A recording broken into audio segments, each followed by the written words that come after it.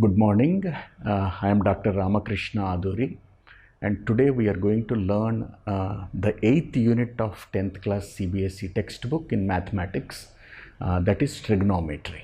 Okay, and we learned the fundamentals and the introduction to this unit, and also, of course, we will do the like some of the exercise problems of this particular unit. The term trigonometry, when you see that tri is like 3, okay, trigonometry.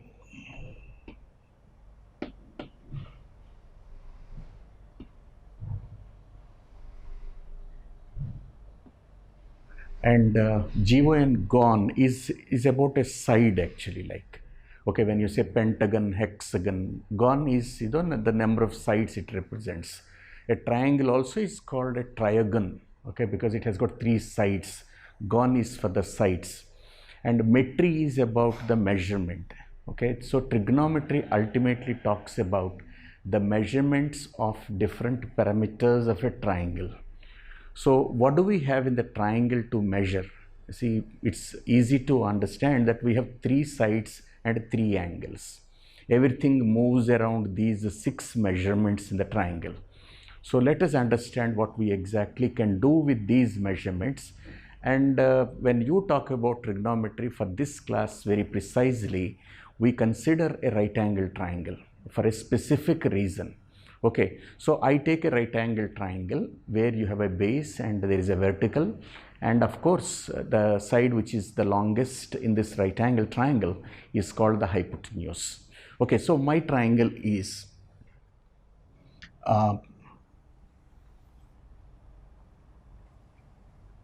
and this is the right angle right angle triangle we are talking about, and where the right angle is at B. Okay, and this is angle A. So we have 3 angles in the triangle, and one angle is of course right angle. If one angle of a triangle is a right angle exactly, the other 2 angles must be essentially acute angles. Okay, and as we all know that the side which is opposite to the right angle is the longest side, for this a reason that because there's a greatest angle here is 90 degrees, because the other 2 are acute angles, and therefore the side which is opposite to that greatest angle must be the longest. Okay, longest side is all the time opposite to the greatest angle you can consider out of all the 3 angles. And so this is a right angle triangle we are talking about, and AC is called very precisely the hypotenuse. Okay, so I write here hypotenuse.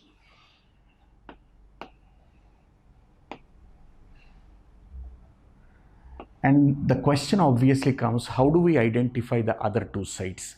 So I talk about the other 2 sides with respect to either angle A or angle C. See, if you take, say, angle A into consideration, this side is the opposite side. For this angle A, this side is the opposite side, and this side is the adjacent side. Okay, so as I am talking in terms of angle A, this side is marked as opposite side, actually, opposite to that of angle A. And this side is the adjacent side, of course, the one of the sides which is making that angle A. Angle A is made by this side also. So we call this adjacent side, and this is opposite side with respect to this angle, angle A. That is what you should understand. When angle A is considered in the triangle, the other 2 sides are labeled as opposite side and adjacent side, and hypotenuse is all the time the same. Okay, the angle, the side which is opposite to the right angle. So now, how many sides we have in the triangle? Okay, let us say you have 3 sides, small a, small b, small c. If you have, you can talk about 6 ratios, because there are 3 sides. Okay, small a, small b, and small c are the sides. How do you get 6 ratios? A by b, a by c. Okay, and taking b in the numerator, b by a and b by c, and taking c in the numerator, c by a and c by b. Altogether, we have 6 different ratios that can be here.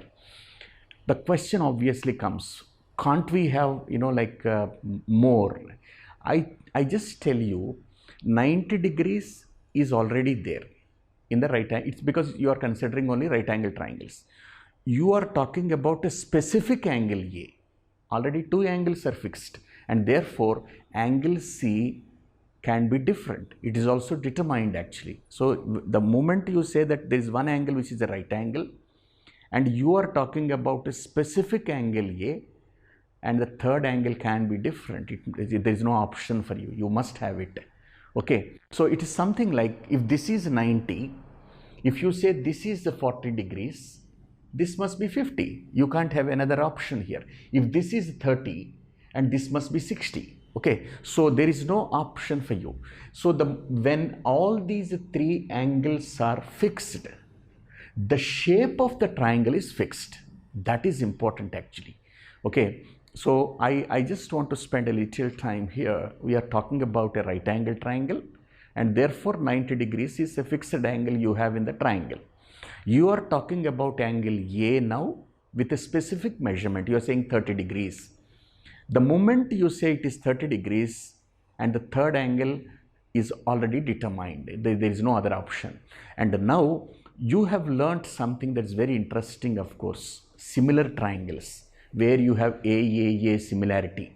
If the three angles of one triangle are same as the corresponding three angles of another triangle, the triangles, they look alike, they're similar. They may not have the same shape, they may not be congruent, but still they're similar, they look alike. When they look alike, the ratio of sides must be same. Okay, so that's what we are considering now. Trigonometry is all about 6 ratios. Absolutely nothing more than that. We deal with them, we talk about the operations, we talk about the relations between them, and we try to establish, some fundamental properties, of course, related to them.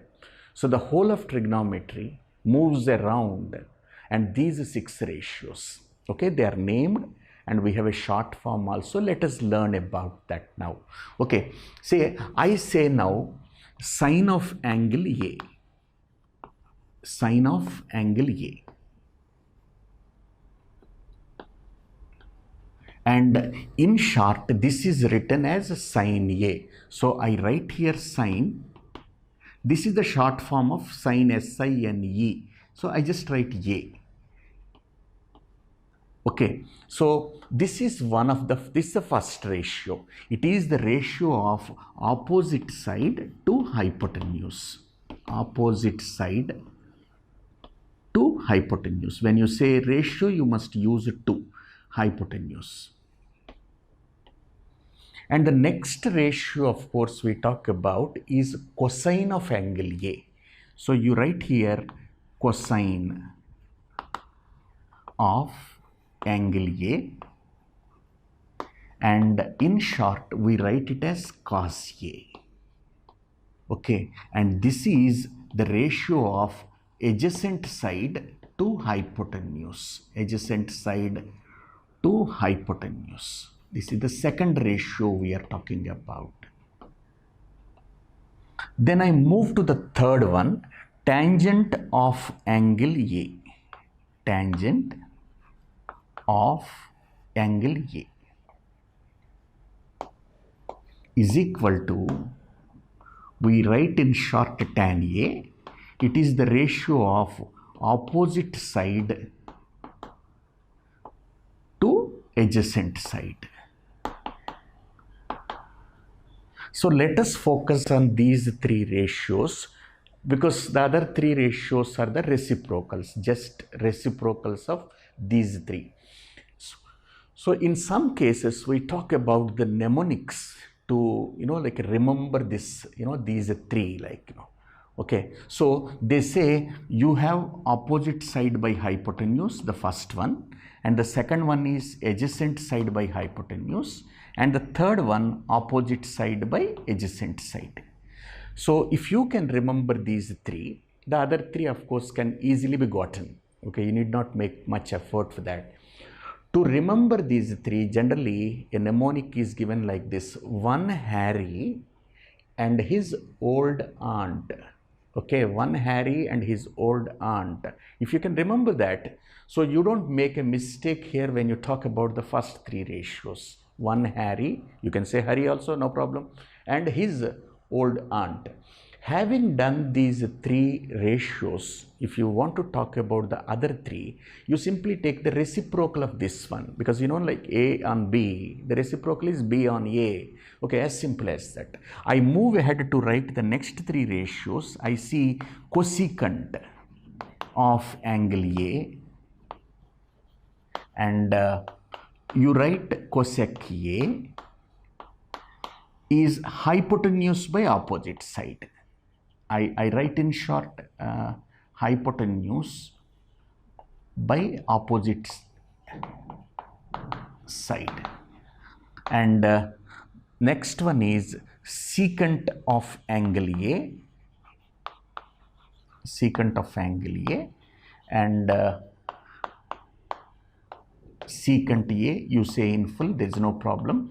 And this is hypotenuse by reciprocal of this one, hypotenuse by adjacent side. Adjacent side. And we have one more, and that's the last one. So we say cotangent. Cotangent of angle A, angle A, and in short it is cot A. The last one, reciprocal of this one, adjacent side by opposite side. Adjacent side by opposite side. Let us understand that the second set of three ratios we talked about are you know, like they depend on the first three. They are simply the reciprocals. So in the first three set, of course, we have got opposite side by hypotenuse, adjacent side by hypotenuse, opposite side by adjacent side. The next three, what happened? Cosecant, hypotenuse by opposite side, secant is hypotenuse by adjacent side, and cotangent, of course in short we call it cot A, it is adjacent side by opposite side. So if you can get a hold on these six ratios, moving ahead is much easier for us. Okay, so let us go about understanding the relation between them. Okay, and fine, let us see. Now I have learnt that sine of an angle is opposite side to hypotenuse, that ratio. So I just write here precisely what I mean by it. Sine of angle A is equal to, sine of angle A is equal to, it is the ratio of opposite side to that of hypotenuse. Opposite side is BC and hypotenuse is AC. So I can write this here as BC by AC. And I write now cosine of angle A. Okay, and cosine of angle A is equal to, we have learnt that cosine of this angle is the ratio of adjacent side to hypotenuse. Adjacent side is AB. So I write here adjacent side by hypotenuse AC. And the next tangent of angle A, it is written as tan A. And how do we write that? Tan of this angle is equal to opposite side by adjacent side, BC by AB. Okay, and that is tan A, AB. Okay, done with the first three, and we are left with the other three. You need not bother much about the other three because it's a reciprocal of this one. So my cosecant A is equal to AC by BC. AC by BC. And secant A, reciprocal of this one, secant A is equal to AC by AB. AC by AB. And reciprocal of tan A is cot A. Cot A is equal to AB by BC. Okay, so now that we have all the six ratios, you can contemplate, you can't have more than that. Our intention is to derive and establish a relation between them. I give you some formulae and let's see how it works actually. So I am going for my first set. My first set says this is BC by AC and this is AC by BC, and these two are reciprocals of each other. For an example, if this is 3 by 4, this will be 4 by 3. Okay, and what is the relation between two fractions which are reciprocals of each other? The product must be 1, because 3 by 4 times 4 by 3 is all the time 1. So if you multiply this sine A with that of cosecant A, and the product is all the time 1, it's a universal fact, of course. Okay, no reservations for that, no conditions for that. Therefore, my first relation is sine A value and cosecant value. When you multiply them, you have to get 1, nothing else, because these two are reciprocals of each other. It's something like this is a small a, this is 1 by a, or this is P on Q, this is Q on P. Okay, so product is all the time, it is only 1. Exactly in the same way, if I multiply these two, I must get 1, because this is AB by AC, AC by AB. So you can strike off these two, of course, one time, AB in AB one time, of course, his answer is 1. So the second one also exactly the same way, cos A times secant A, it must be 1. And similarly, the third one, if you have tan A and multiplied with cot A, it is all the time 1. There is something that is interesting, of course, to make a note here. Okay, look at the sine A. Okay, there is something specific, of course, you have to observe. When you have this sine A, this is hypotenuse and this is one of the sides. You said that hypotenuse is all the time longest. So denominator is greater than the numerator. Okay, AC is the longest side. This is one of the sides, and therefore, if denominator is more than the numerator, the value of the fraction is all the time less than 1. And so sine theta can never be more than 1, because you are talking about this side on this side, because this is longer. Denominator is more, numerator is less. Denominator is more, numerator is less. Therefore, sine A and cos A values, they do not exceed 1. They are proper fractions. Proper fraction means numerator is less than the denominator. At best, they may be equal. And therefore, sine theta and cos theta values, sine A and cos A value, for any angle for that matter, you should never have them more than 1. And exactly in the same way, when you look at these two, hypotenuse is in the numerator and one of the sides is given in the denominator, and cosecant A and secant A all the time should be more than 1. Okay, with that simple observation, of course, this is only a bit of common sense. What can the values be? Okay, and so when the hypotenuse is in the denominator for sine A and cos A, the values are less than 1 because they are proper fractions. And when the hypotenuse in the numerator, the value is more than 1, and we call them improper fractions. Sometimes, like we call them vulgar fractions also. A vulgar fraction is 1 where the numerator is greater than the denominator. Okay, so having done that, of course, we have found the first of the relations, okay, and the product. But all these ratios, when you're talking about, you're specifically talking about angle A.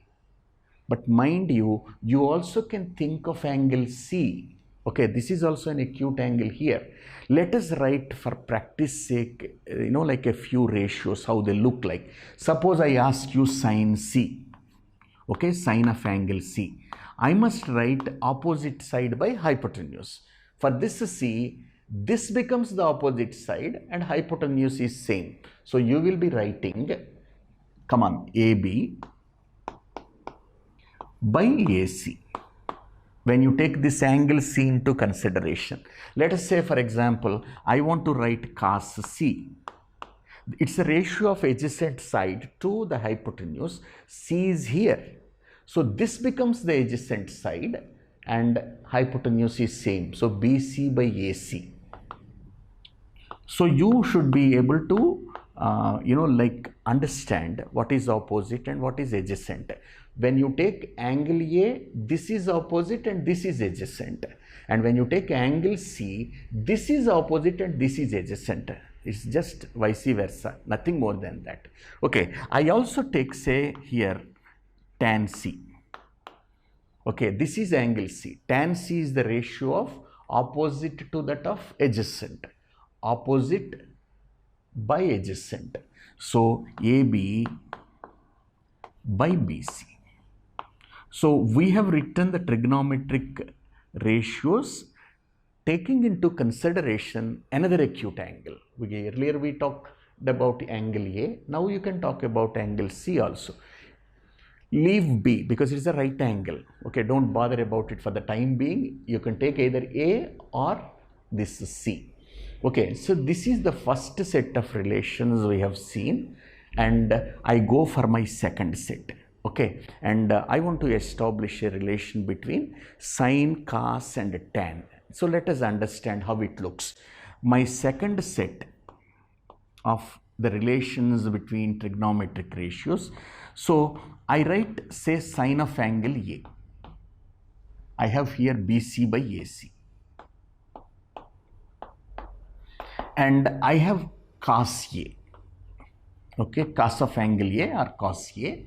It's AB by AC. And as I see AC here and here as well, I want to divide this by this and I want to check what comes. Okay, so I just want to do now sine A by cos A or sine A on cos A. So what is that I am going to get here? Sine A is this one. I write BC over AC. And cos A is that one. AB on AC. And common denominator you can strike off. And this you will have BC on AB.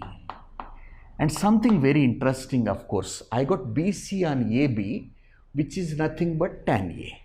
So I have a new relation here between sine A, cos A and tan A, and sine A on cos A is going to give me tan A. So if you are given two trigonometric ratios, sine A and cos A, and the quotient when this is divided by this is going to give you tan A. Okay, fine. I have one more. What happens if this is divided by this one? Okay, it's once again the same proposition, cos A over sine A, and let us work out. I just write that first, AB on AC, and my sine A is BC on AC, and AC you can strike off, it's a same denominator, AB on BC, AB on BC. Somewhere I must find it. AB on BC is cot A. So I am going to get cot A. So there are two relations we have established here. Sine over cos is tan and cos over sine is cot. Okay, sine A by cos A is a tan A and cos A by sine A is cot A. So this is the second set of relations we have established. And see, I tell you one thing, the beauty of this trigonometry is when you have a right angle triangle precisely, if you know any two of the sides, you can determine the third side. But how is it done? Because there is a very important, of course, Pythagorean theorem and tells you that AB square plus BC square is all the time AC square. Okay, let me spend a little time on this Pythagorean theorem, and then we see how we can talk about the relations between trigonometric ratios, and we get some identities. Identities are equations which hold good for all the values of the parameters there. Angles, you can, whatever angles you take, it remains, they work out actually. So I just take out these relations which we have established, and two sets we got. we are going for the third set. Now, having learnt about Pythagorean theorem, and in the present context, of course, we all just talk about the square on the hypotenuse is equal to sum of the squares on the other two sides. Okay, and when you say square on the hypotenuse, we just take that relation, of course, there. Square on the hypotenuse is equal to sum of the squares on the other two sides. I take the relation Pythagorean theorem in terms of A, B and C. Okay, and we said hypotenuse square is equal to sum of the squares on the other two sides. A square plus C square is equal to B square. Okay, so I write that here. I have here A square plus C square is equal to B square. And I just copy down the same verbatim two more times, of course. A square plus C square is equal to B square. I write again A square plus C square is equal to B square. So I have three equations here. What I would rather suggest you to understand here is what happens if I divide throughout by B square here, probably throughout by A square here and throughout by C square here. We take one after the other and we do that. Here I just want to divide throughout by B square. Here you have A square by B square, C square by B square, and B square on B square will be 1. So this is something like A on B whole square, and this is C on B whole square, and must be 1. And let us understand, when you consider this angle A on B is nothing but opposite side by hypotenuse. When you take this angle A on B is opposite side by hypotenuse, and that is called sine A. So I write here sine A whole square, and this becomes cos A, adjacent side by hypotenuse square, and it's all the time equal to 1. And therefore sine square A, because the square is put here, sine square A and cos square A, if you add, the sum is all the times 1, and this is an identity. Okay, doesn't depend on the value of angle A. No matter what you take, all the time sine square A plus cos square A must be 1. It can be anything else. Let us do now is a different division, like, here we divided throughout by B square, and here I want to divide throughout by C square. Okay, let's get A square on C square. C square on C square is 1, and this is B square on C square. And let me write this as A on C whole square, and you have a 1 here, and this is B on C whole square.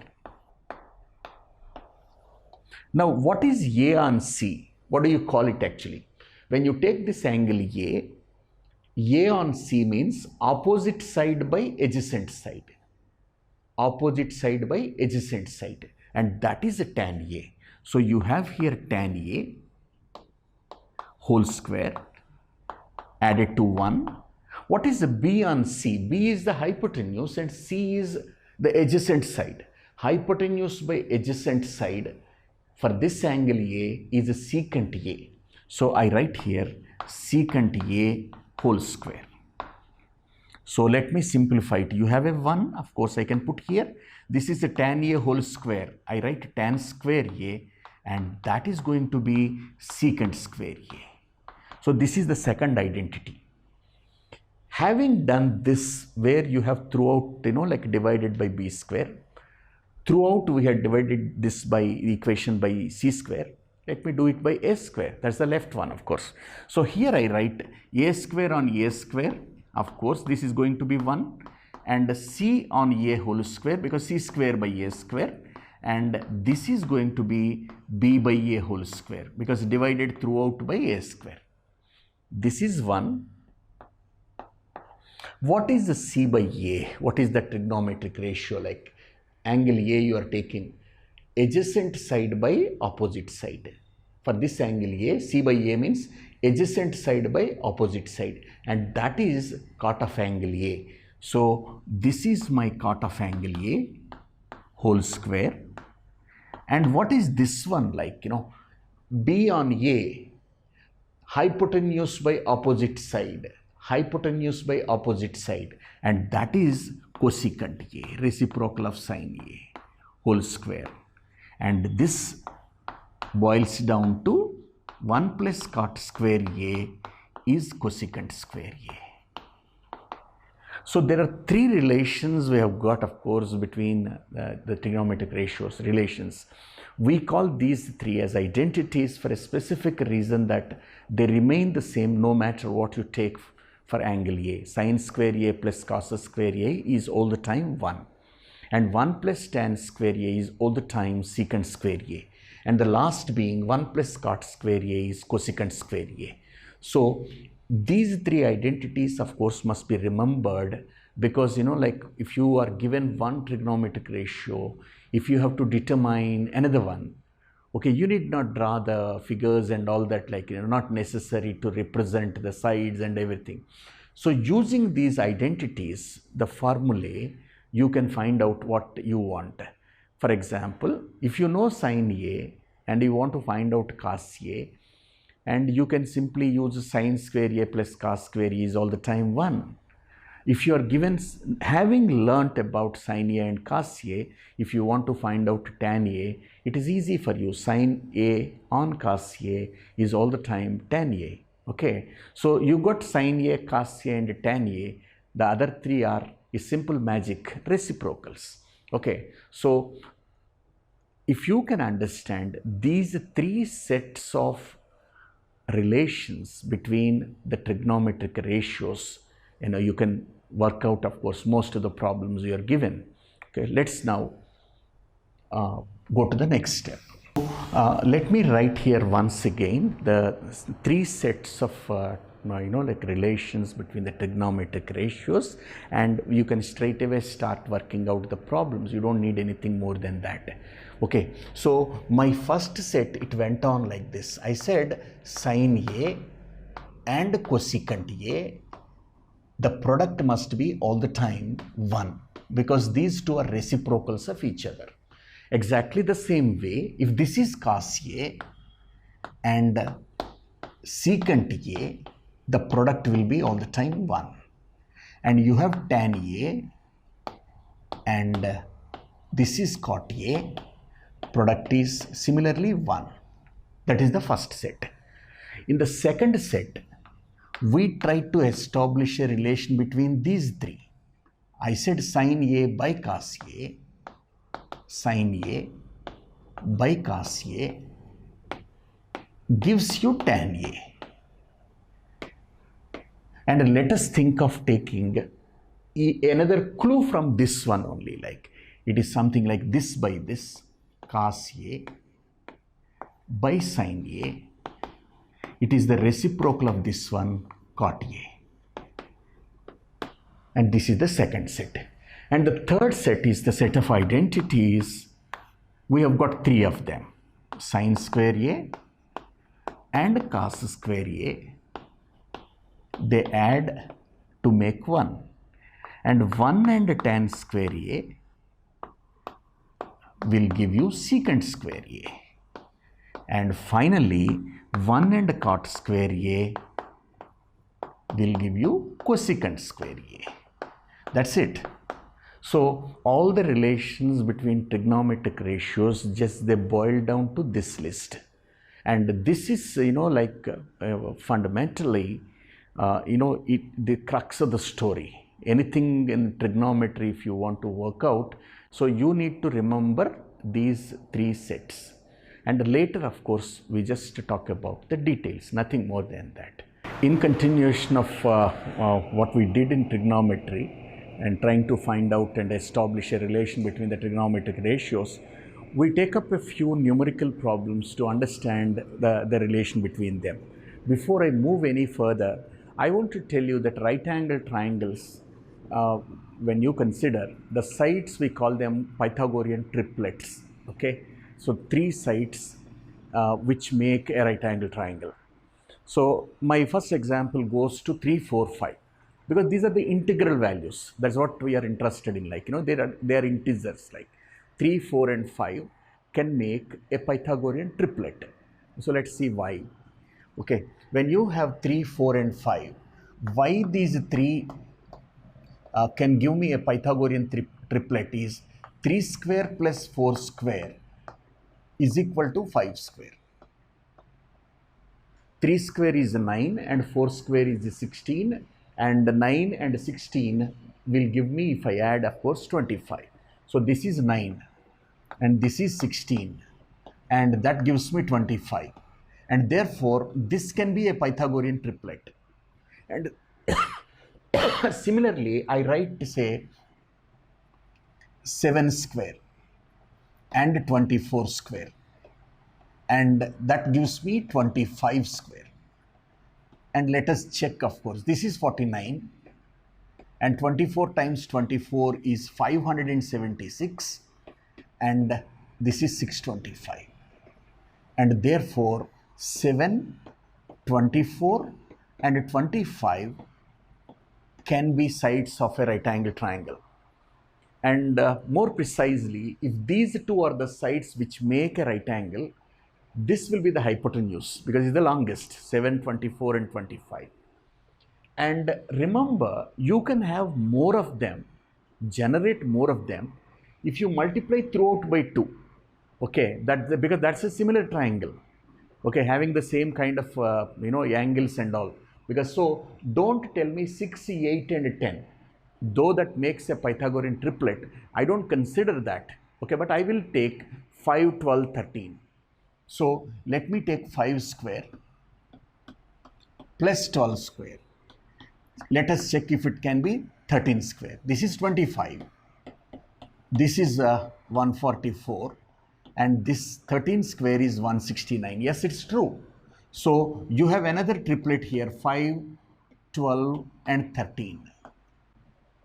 I just show you some more, okay, if it makes sense for us, 9, 40, and 41. Okay, now 9 square plus 40 square, I'm just checking if it can be 41 square. So this is 81, this is 1600, 40 40s, and this is 1681. That makes sense. And therefore, here you have another set, 9, 40, and 41. So this is also a Pythagorean triplet. And let me take 11, 60, and 61. Okay, so 11, 60, and 61. Let us check if this can be a Pythagorean triplet. Of course, if this is true or not. Like, this is 121, this is 3600, and 61 times 61 is 3721. This is true, of course. And therefore, I got another triplet, of course. 11, 60, and 61 is another Pythagorean triplet. So there is no limit for this. Okay, you can have a general formula and substitute the value of n, and you can have any number of Pythagorean triplets you can generate. But you can double throughout, that will be another triplet. Okay, you can multiply throughout by 3 and all that. So you can have any number of them. So these values, if you remember, at certain places, of course, it is advantageous for us, particularly like if you are given that sine A is 3 on 5 and cos A, immediately you can say 4 on 5, because 3, 4, 5, that makes a triplet. Okay, so come on, let us start working out a few problems from the first exercise. Now there is one question here. He says AB is 24 and BC is 7, and determine sine A, cos A, and so on. Okay, and there is a right angle at B, and AB is 24. There is a right angle triangle, right angle at B, and AB is 24, and BC is just 7, and AC is not given, which you can find out, and triangle is right angled at B, and he is asking what is sine A, what is cos A, and so on, what is sine C, and what is cos C. A simple proposition here. Now I know AC square is equal to AB square plus BC square. I start with that. AB square plus BC square. And AB square is 24 squared is 576. And BC squared 7 times 7 is 49. And the sum is 625. And hence my AC is root over this one. And that gives me 25. 25. If you know all the three sides of the triangle, of course you can write sine A, cos A, whatever it is. I first write sine A. I am asked this one. Sine A is equal to, sine of angle A is equal to opposite side by hypotenuse. I simply write O by H for remembering sake. 7 on 25. That is sine A. My next one is cos A. Cos of angle A, because angle A is here, cos of angle A is adjacent side by hypotenuse, A by H. And that will be 24 and 25. Having done these bits about A, he's asking about C also, like he's asking what is sine C then. Now I should consider this angle. Okay, angle C. Now sine means opposite side by hypotenuse. Sine of angle C is equal to opposite side by hypotenuse. And if you remember this definition, it is 24 and 25. And the cos of angle C, if you want, cos or cosine is the ratio of adjacent side to hypotenuse. Cos of angle C, adjacent side by hypotenuse, 7 on 25. There is something, an interesting factor here. Sine of A is cos of C, and cos of A is sine of C. It is just for you to notice, okay? And that's it. The same two we got what we got in the reverse order, of course. So this is one problem there. And he is asking, there is another triangle given to you, and PQR, okay? And he has given a triangle here, right angled at Q, right angled at Q. This is P and this is R. And he has given that this is 12 and this is 13. Okay, and he's asking what is a tan P minus cot R. You have to find out this one, tan P minus cot R value you have to find out. So now I should know this QR, given the hypotenuse and one of the sides. I want to find out this one using Pythagorean theorem. PQ square plus QR square is equal to PR square. So I write PQ square plus QR square, which I need to find out, is equal to PR square. PQ square is 12 12s, 144. QR I don't know, but I know PR, 13. 13 13s, 169. Now hence QR square is equal to 169 minus 144. Okay, and that will be 25. And hence QR is equal to root over 25 is 5. So I got now this value. Just now I got. Having done this, he is asking this one now. What is that? You have to find out tan P minus cot R. If you can write, that is enough. Tan is opposite side by adjacent side. For this angle P, opposite side by adjacent side. So 5 on 12. What is cot R? The definition of cot goes like this. But for this angle R, cot definition goes like adjacent side by opposite side. Okay, and that's again 5 on 12. And we will end up with this 0. Because tan P and cot are same, and the final answer is 0. In the next problem, he has given that sine A is equal to 3 on 4 and he is asking cos A and tan A. Okay. Now, sine A is given as 3 on 4 and the question goes like this: find cos A and tan A. I restrain myself, from drawing a figure. I don't want to draw a figure now. I want to use the identity, okay? Because there is a relation between sine A and cos A, and that I want to use, okay? So now I have here sine square A plus cos square A is always 1.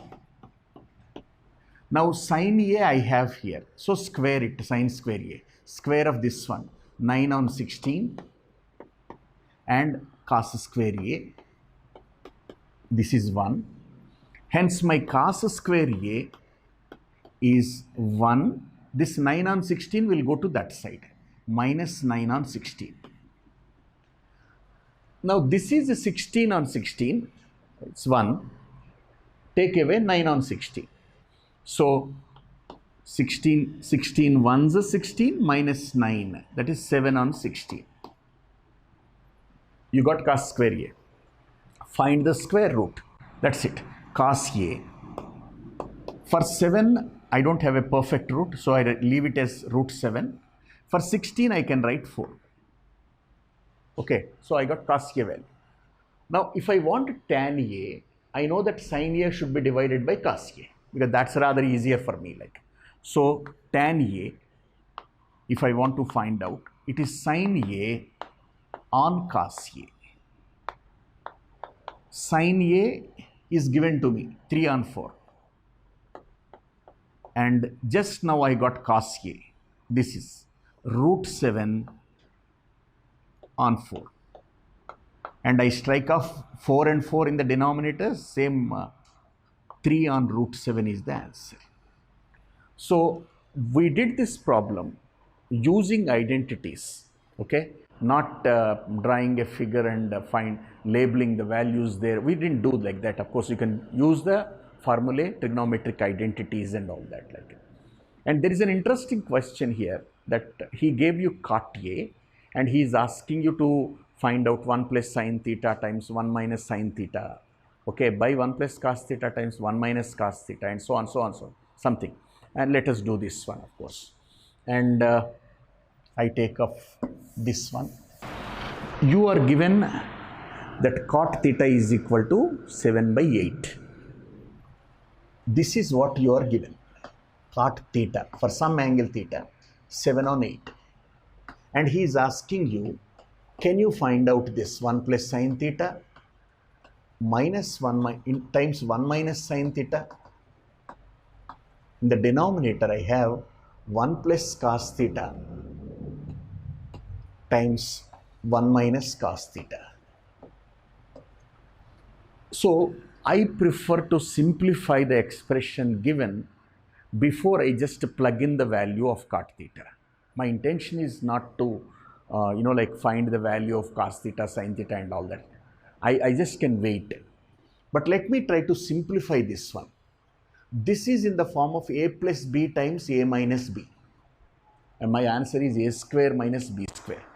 So 1 plus sine theta times 1 minus sine theta is 1 ones a minus sine theta times sine theta, a square minus b square, 1 minus sine square theta. That's it. Numerator is done.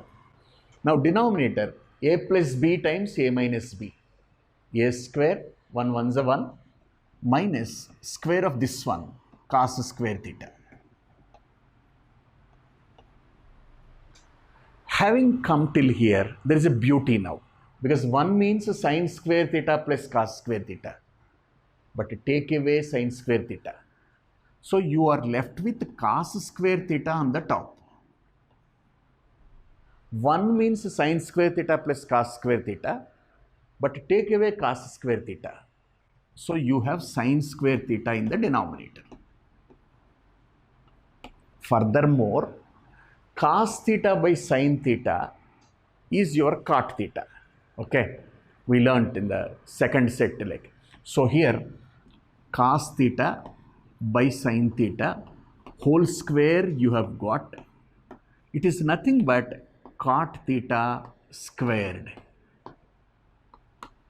What is the advantage if you write like this? Because I know cot theta value given to me as a 7 on 8. So I write here 7 on 8 whole squared, and that will be 49 on 64. So you are given cot theta and you are asked to simplify something, and whatever expression we are given, we try to simplify it so that we can just plug in the value of cot theta directly. Okay, that's the advantage you got. And problem number 8, okay, in the same exercise 8.1, and problem number 8 we are doing now. I am given that 3 cot A is equal to 4. This is problem number 8. 3 cot A is equal to 4. And he is asking me what is 1 minus tan square A by 1 plus tan square A. And you just have to check. He is asking this one, 1 minus tan square A by 1 plus tan square A.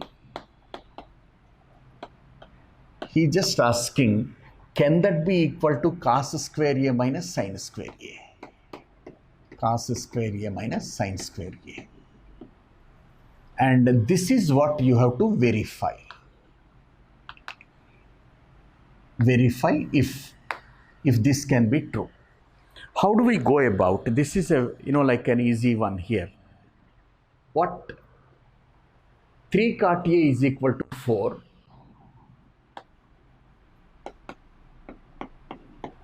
And I can write cot A as 4 on 3. If I have cot A, reciprocal is the tan A. So the moment I know that cot A is 4 on 3, it implies tan A equals 3 on 4. Okay, so anyway, my left side I can resolve, there is no problem. But how about that one? We need sine A and cos A. Now, better we go for a figure now. Okay, probably that makes the things a little easier. So there is a right angle triangle. There is a right angle triangle. Angle A is here. Right angled at B. And tan A means opposite side by adjacent side. It's only a ratio. Remember that you can't straight away put 3 and 4. But you can here, instead of writing 3k, 4k, you can write 3, 4. No problem like. So tan A is opposite side by adjacent side. Okay, tan A is opposite side by adjacent side, 3 and 4. If this is 3 and this is 4, I can find out this one, because AC square equals AB square plus BC square. AB square is 4 is 16.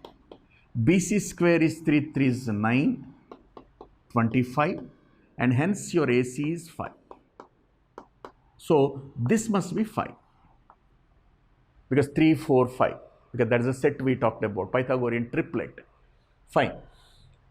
Now what is sine A? I can easily write like sine A is equal to sine of this angle, opposite side by hypotenuse. That is what sine means, opposite side by hypotenuse, 3 on 5. And what is cos A? Adjacent side by hypotenuse, because angle A is here. Adjacent side by hypotenuse, 4 on 5. Now I have got tan A, cos A and sine A. Having got all that you need, first find out the value of your left hand. And separately right hand side, you simplify that, substitute the values. Then you compare if they are equal. Okay, don't try to substitute in the equation. Left side and right side must be done, handled separately, and later you can compare whether they are equal or not. Okay, not at a time, both of them. Okay, fine. My left hand side. 1 minus tan A I know, 3 on 4. This is I know, 3 on 4. 3 on 4 whole square and by 1 plus 3 on 4 square. Something like 1 minus, this is 9 over 16. This is 1 plus 9 over 16. How do you simplify this? 16 ones is 16 minus 9. That is 7 on 16. On the top, 16 ones is 16 plus 9. 25 on 16. By 16s can go. I got 7 on 25. Okay, this is the left hand side. Now what I do is I take my right hand side. I take my right hand side. And my right hand side is cos square A minus sin square A. So this is left hand side and my right hand side is cos square A minus sin square A. And that equals, come on, cos A we have here 4 on 5. 4 on 5 squared and sin A 3 on 5 squared. And this is a 16 on 25 and this is a 9 on 25 and the difference of these two fractions is 7 on 25. And what is that we make a note of that is this is 7 on 25, this is also 7 on 25 and therefore, and this makes sense for us. They both are, it's verified. Okay. So whenever you are asked to verify, okay, whether an equation is holding good or not, you don't have to plug in at a time in both of them, okay, because that doesn't make any sense. It's to verified. Whenever you verify, find the value of that left hand side, what you have, and again you do right hand side separately. Now check. Now you check. Okay, they may be equal, they may not be, because he is asked to verify. He isn't sure, of course, whether they are equal or not. And therefore, what you need to do is that handle separately and at the end, of course, you have to compare. I just have compared. My left hand side is 7 on 25. Right hand side also is 7 on 25. Hence, it's verified. Okay. And tan A value you are given and find the value of sin A cos C. This is just ninth sum. Tan A value is 1 on root 3. Find the value of sin A cos C and cos A sin C. Okay, something interesting. My next question is ninth one. Ninth question. And exercise is 8.1 only. Tan A value you are given as 1 over root 3. And you need to find out sin A times cos C plus cos A times sin C. And what is that value? So that is what you are given, sin A cos C plus cos A sin C.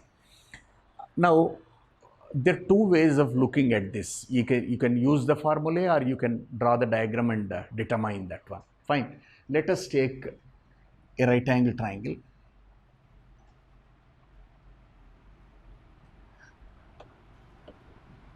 Triangle ABC, right angle at B, and I am doing something which I am not supposed to do, though I get the answer.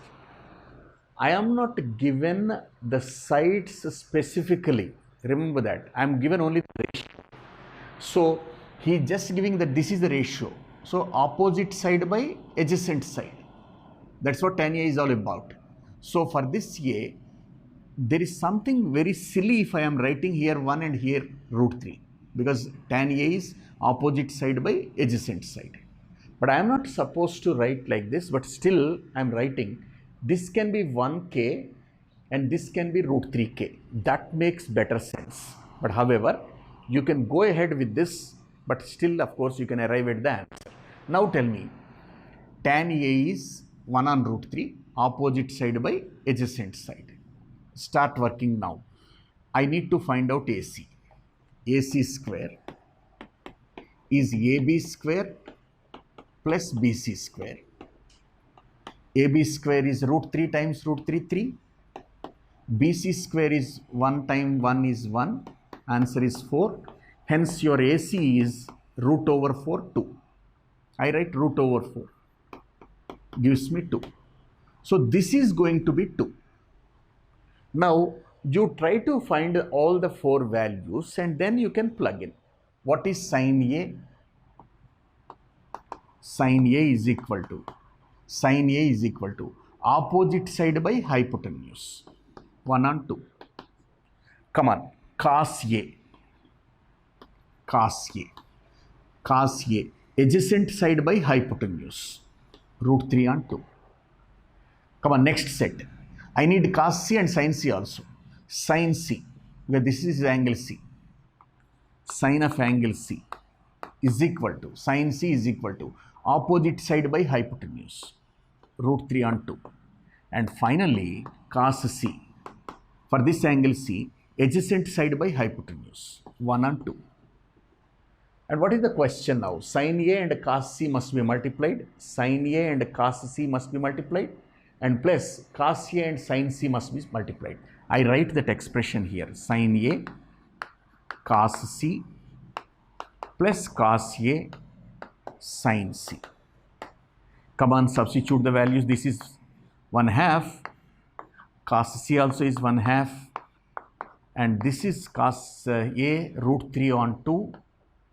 And this even is same root 3 on 2. And this is 1/4, 1 on 4. This is 3/4. Root 3 times root 3 is 3. 2 times 2 is 4. 3/4. 1/4 and 3/4, of course, is 1. So this is problem number 9, the 10th one. Okay, it's a right angle triangle and right angled at Q. And you are given one side PQ and the sum of the other two sides is given. This is the right angle triangle and right angled at Q, and you are given PQ as 5. Okay, this is given and sum of these two sides are given to you. Okay, you are not given specifically what each side is all about, and you are given that PR plus QR is given. PR plus QR, and that is 25 centimeters. And whereas this side is given to you that it is 5 centimeters. So how can we find out specifically the other two sides? It's quite easy. We apply the Pythagorean Theorem and we try to understand what those two sides are all about. So now if you say this is x, okay, and for the time being, and this will be 25 minus x, because sum of these two sides is given to you, and this will be 25 minus x. Okay, so I write here, let QR be x centimeters and PR is equal to then 25 minus x centimeters. So having done that, of course, let us use Pythagorean theorem, and 5 square plus x square, 5 square plus x square is equal to 25 minus x whole square. 5 square plus x square is equal to 25 minus x whole square. Let us determine the value of x from this one actually, like 5 square plus x square is equal to, this is like a minus b whole square, a square minus 2 times 25 times x is 50x and plus x square. And I lose my x square on either side. Bring this minus 50x this side, 50x is equal to 625 minus this 5 square that side is minus 25. So 50x is equal to 600, and it implies x is equal to 600 over 50 is 12. So if one of the sides is 12, if this is 12, and this will be 25 minus 12, that is easy to guess actually, and therefore QR is equal to 12 and PR is equal to 25 minus this one, 13. Okay,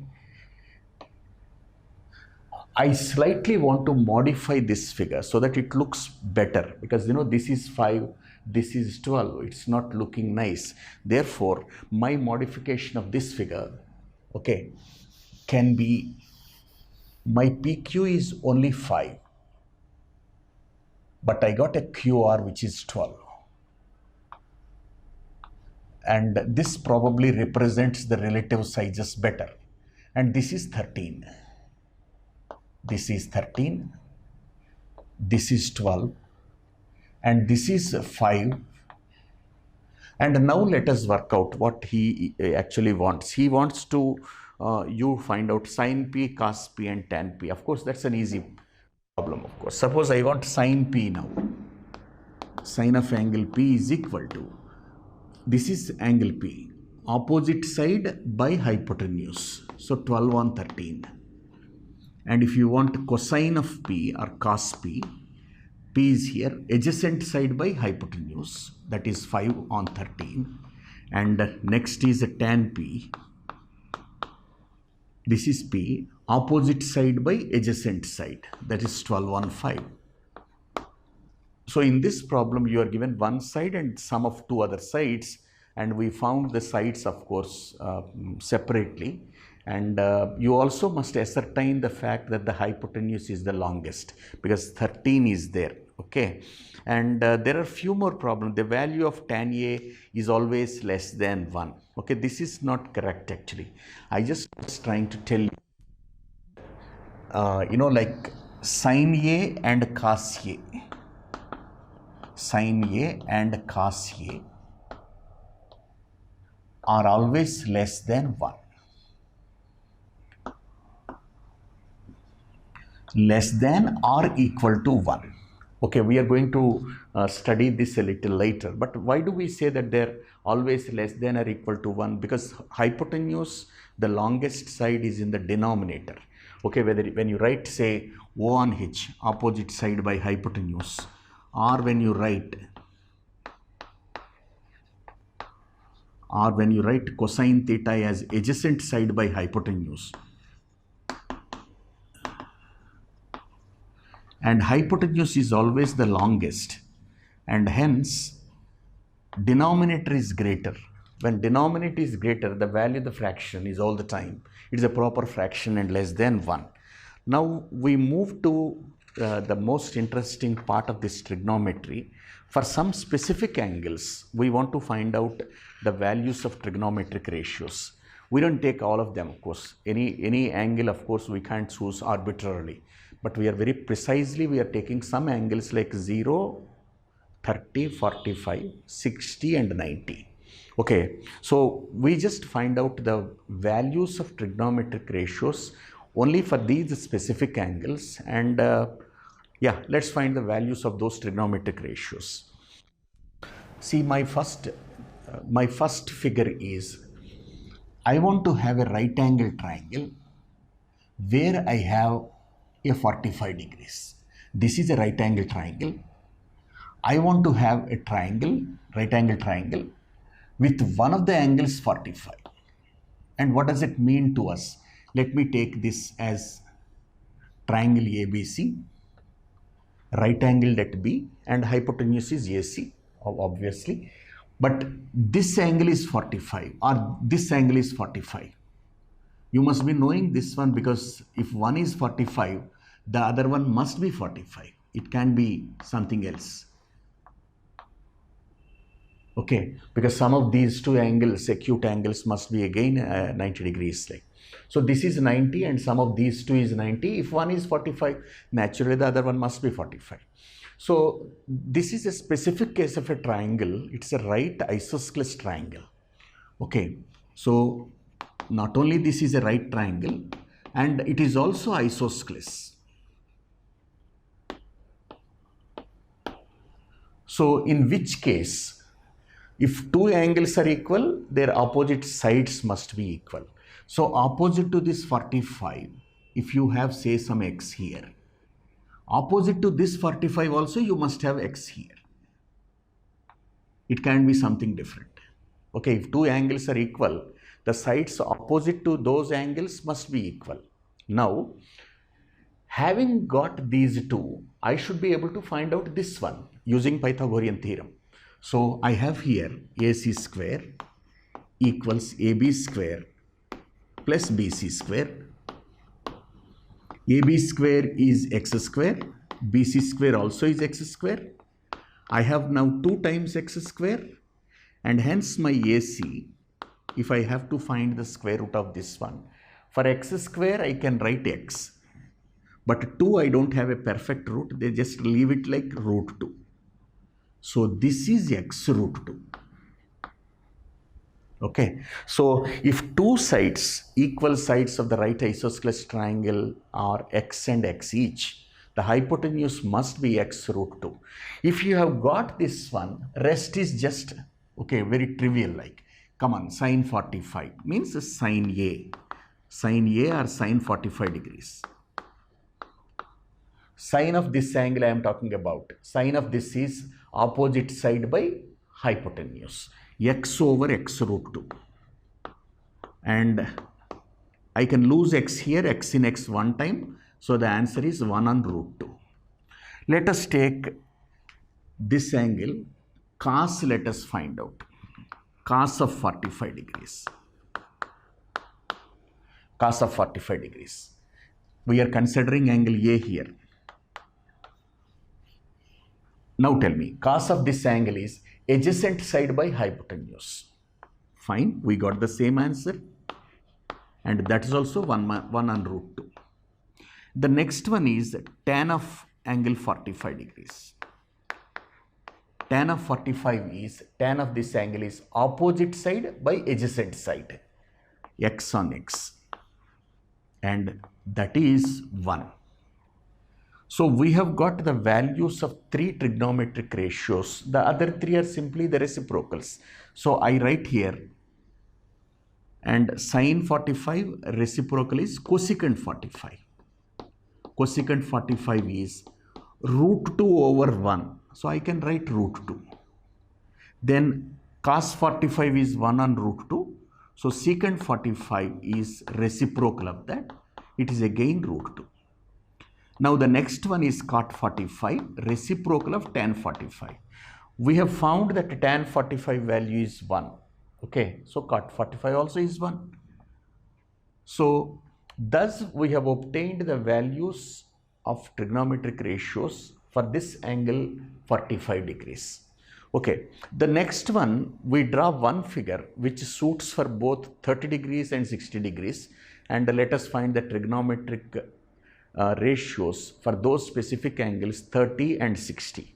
Okay, so now this I will take off because I don't need this now. This is 45 degrees ka. And now my triangle, I intend to draw a with an equilateral triangle to make it easier. Okay, so watch this, what I am doing. Okay, this is an equilateral triangle.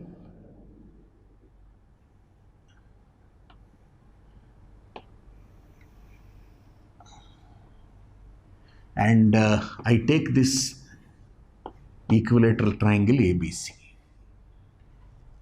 And all these angles must be equal because the sides are equal. Each angle must be 60 degrees. Okay, because equilateral triangle, all angles are equal. And sum of those 3 angles is 180 degrees. So each angle must be 60 degrees. So this is 60, this is 60, and this is also 60. I try to draw a perpendicular now from there A onto the base. When you draw the perpendicular and foot of the perpendicular is noted as a D, and there are certain observations, of course. I said this is 60 degrees. And we are not bothered about this one. This is also 60 degrees. And this complete angle A is 60 degrees. But now it is divided into 2 equal parts because these 2 triangles are congruent, like they're exactly identical. And these 2 angles, each of them will be, this will be 30 and this also will be 30. I need not mark there. Okay, so this angle A is 60 degrees. When you draw a right bisector of this side, and it also eventually becomes the angle bisector. Angle A is bisected and 30, and this is another 30. So because you drew a perpendicular here, this angle must be essentially 90 degrees. So I just take this triangle, camouflaging that one. I don't need that actually. Like I just want to take this triangle, and so that I can find out, because this right angle triangle is required, of course, to determine the ratios of trigonometric ratios of values we have to find out. So this triangle I consider, and this I just can ignore for the time being. Now I take these 30 degrees. I have to find out, but before that, where are my sides actually? Initially I said all three sides AB, BC and AC are equal. This is 2x and this is also 2x. Okay, and because both the sides are equal, it is also equal to this side. I just get x and x here because the whole thing makes 2x once again. Okay, so 2x is an equilateral triangle and this side is 2x and this side also is 2x, of course, but this is divided into two parts, x and x. Because these two triangles are congruent, therefore I must have an x here like. So my contention is only this triangle we are talking about. We are talking about this triangle. And I know two sides, the hypotenuse and one side here, but I need to determine this AD, for which I apply again the Pythagorean theorem. Come on, AB square is equal to BD square plus AD square. I write here AD square plus BD square should give me AB square. AD square is not known to me. BD square I can, because BD is x square, and AB square, 2x times 2x, 4x square. Now AD square is equal to 4x square minus x square, will be 3x square. And now my AD is equal to x square, I can write x square root, but 3 I have to write root 3 and leave it there. So this is x root 3.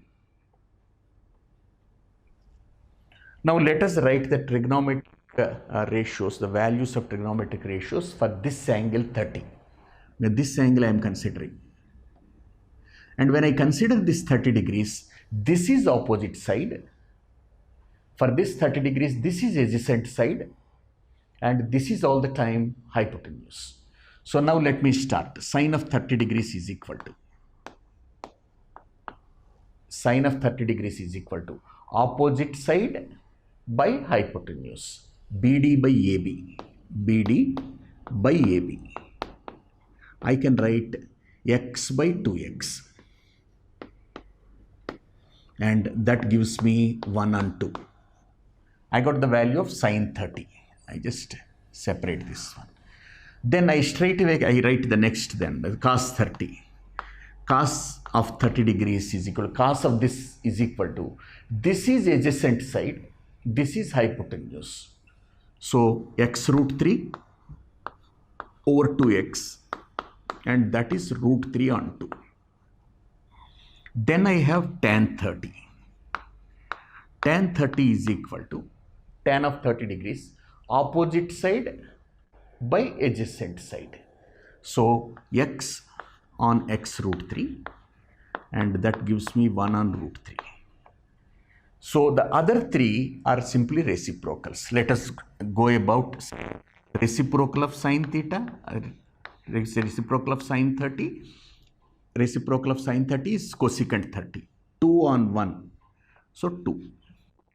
Next, secant 30. Reciprocal of this one. For cos 30, our answer is root 3 over 2. And now 2 on root 3. And finally, I cot 30. Reciprocal of tan 30. Tan 30 is here. Reciprocal of this is root 3 over 1. So root 3. For 30 degrees, we have finished our work. Okay. Now we have 60 degrees. I take this angle. I will find out all that trigonometric values of the trigonometric ratios. I start with, say, sine of 60 degrees. Sine of 60 degrees is here. Sine of 60 degrees is opposite side by hypotenuse. X root 3 over 2x. And that gives you root 3 over 2. Next one is cos 60. You have 60 degrees here. Cos means adjacent side by hypotenuse. X on 2x, and that gives you 1 on 2. Next one is a tan 60. Tan 60 is equal to opposite side by adjacent side, x root 3 by x, and that is root 3. So the next three trigonometric ratios are simply the reciprocals. Sine 60 gives me cosecant 60.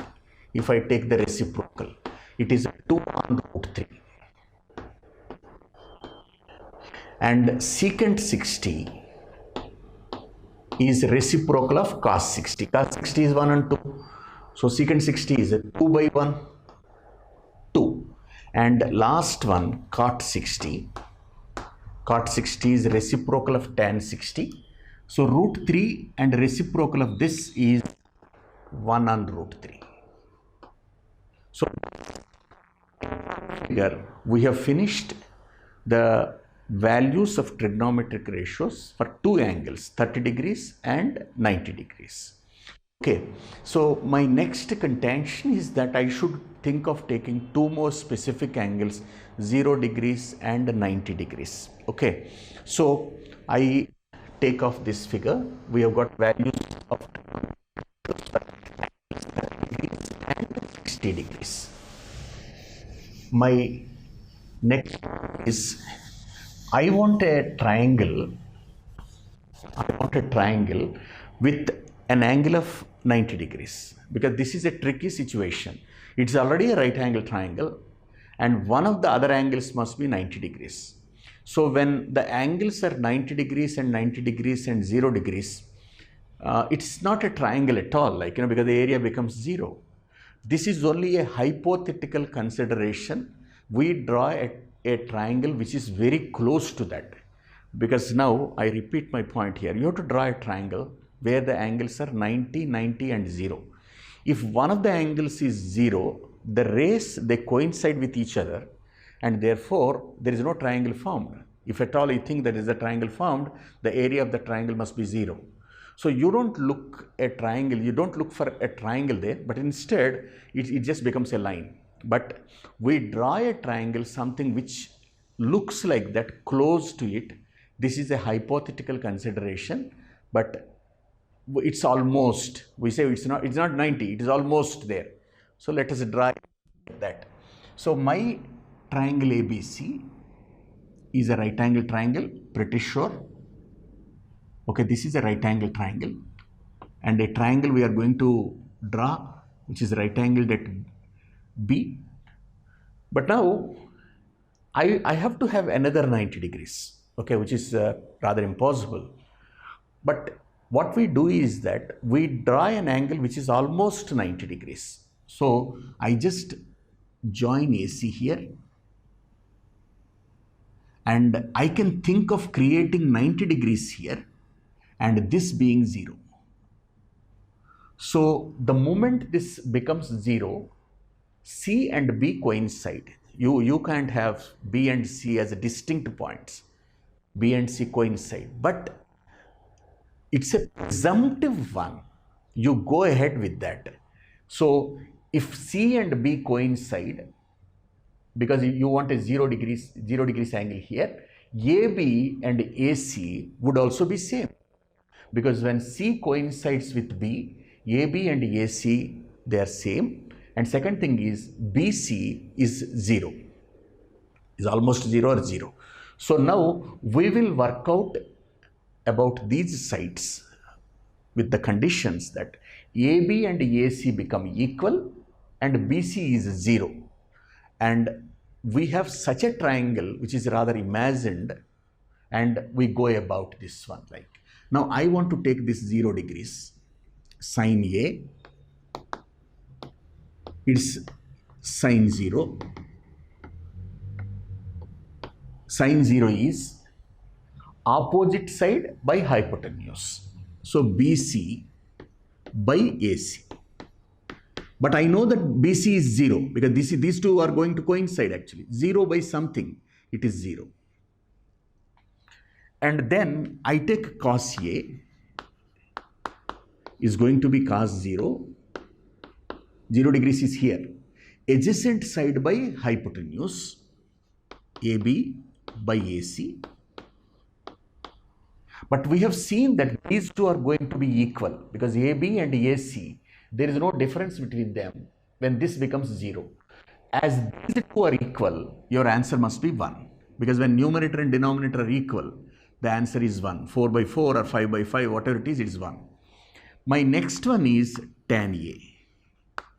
Tan A is tan 0. Let us try to find out. Tan of this angle is opposite side by adjacent side. BC by AB. BC by AB.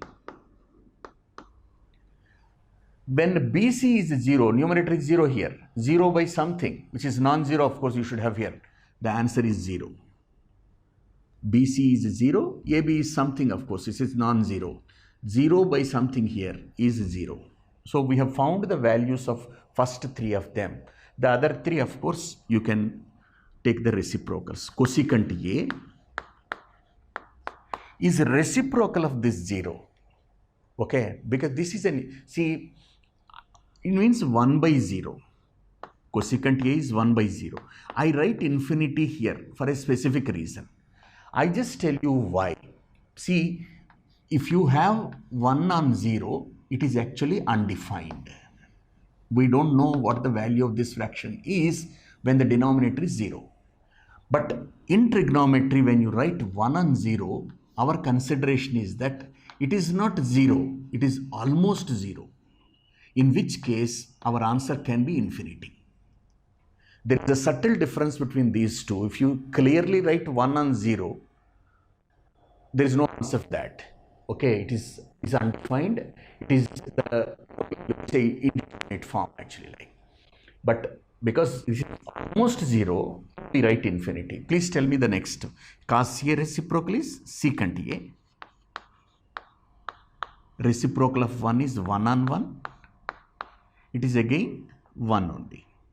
Then the last one is cot A. Tan A is 0. So cot A will be 1 on 0. And that will be infinity once again.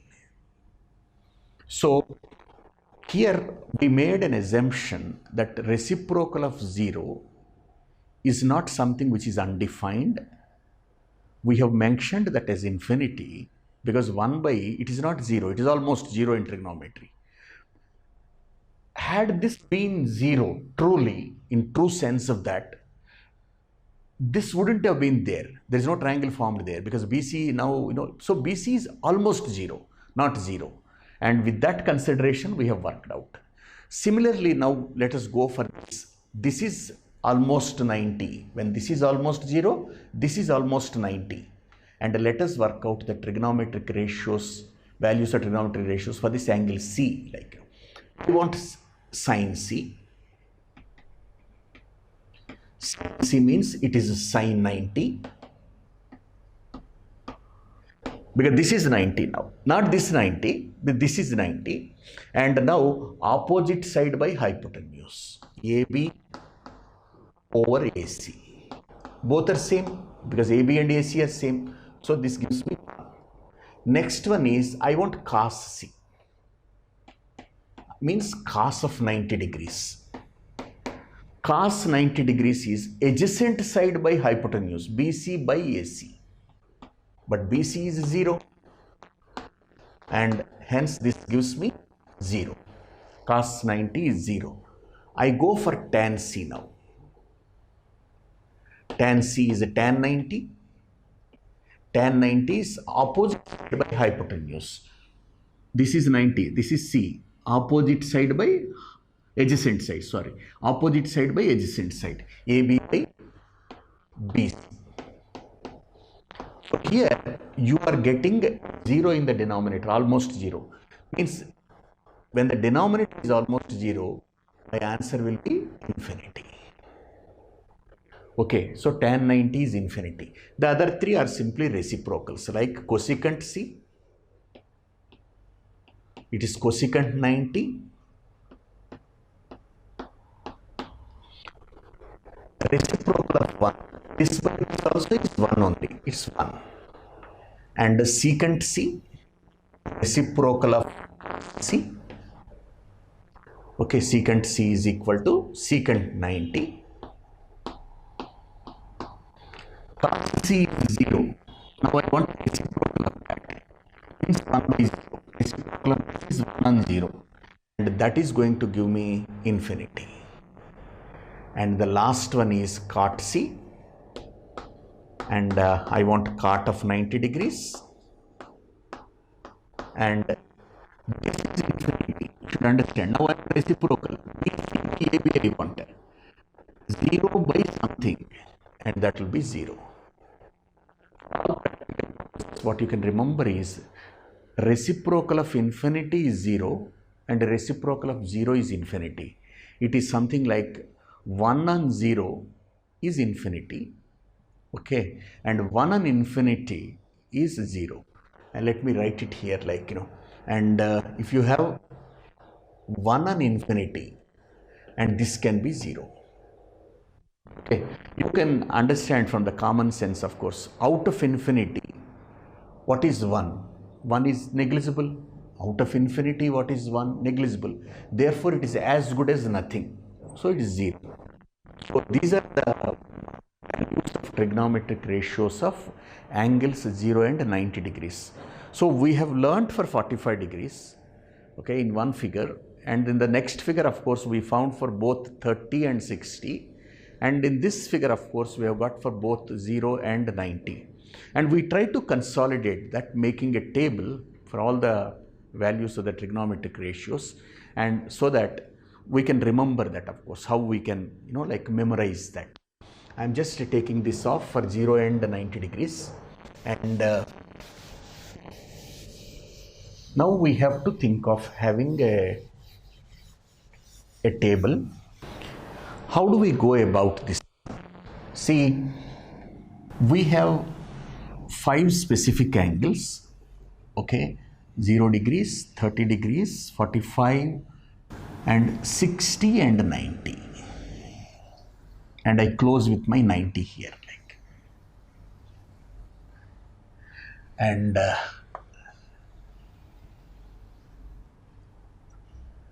so now 6 trigonometric ratios you should consider, like, and the top row is my legend, and let me draw 6 more rows actually, like, okay, for sine, cos, tan, cosecant, secant and cot.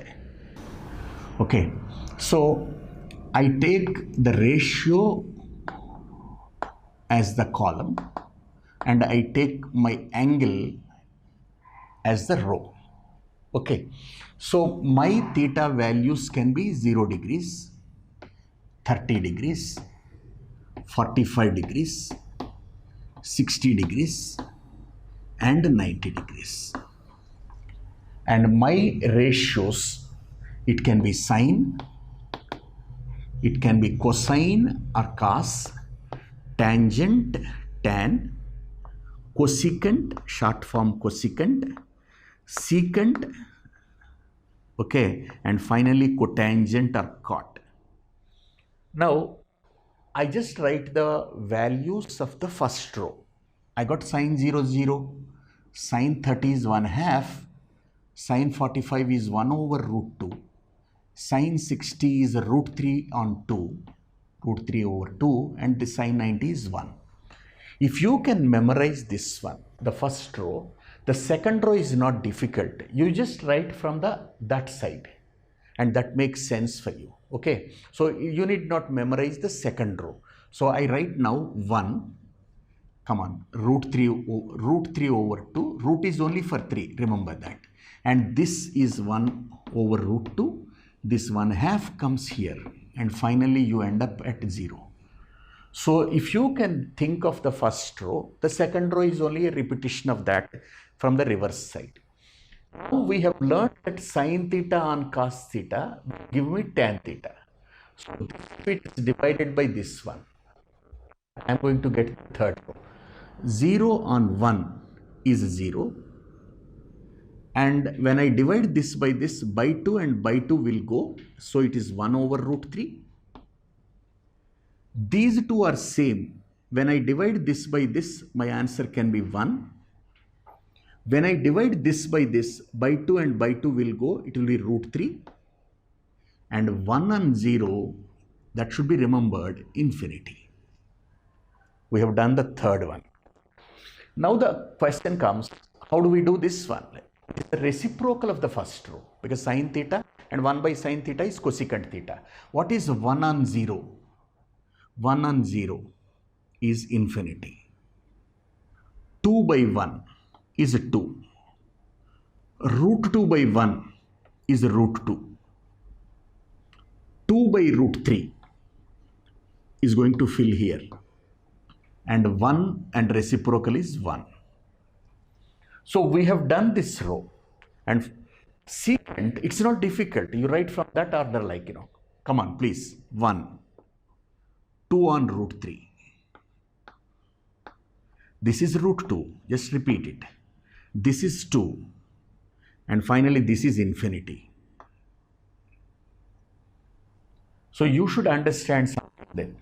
4th row and 5th row is writing only the reverse, from reverse side of that side we have written here, like, and cotangent reciprocal of this 3rd row.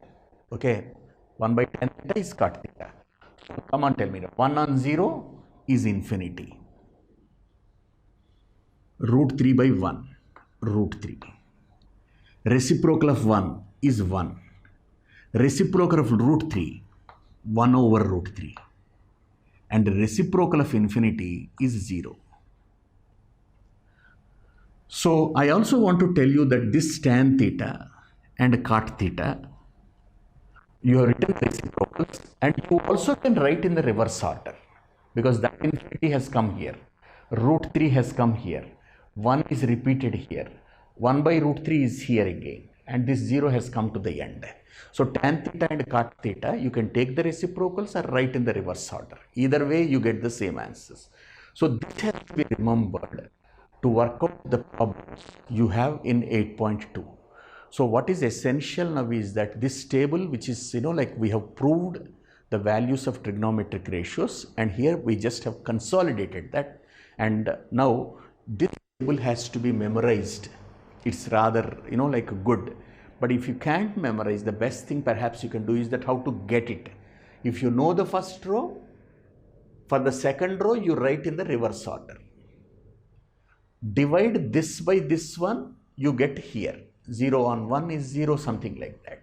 Okay, this divided by this is going to give you this one. That's the 3rd row.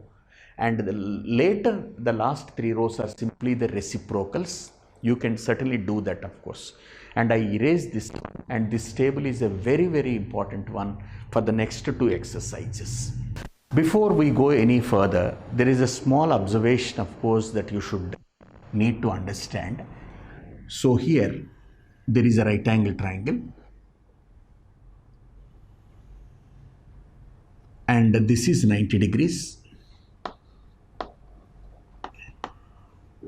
Right angle at B. If I mark this angle as a theta, this angle is 90 degrees minus theta. And theta and 90 degrees minus theta, we call them complementary angles. 2 angles whose sum is a right angle or 90 degrees. We call them complementary angles. Theta and 90 minus theta are complementary angles.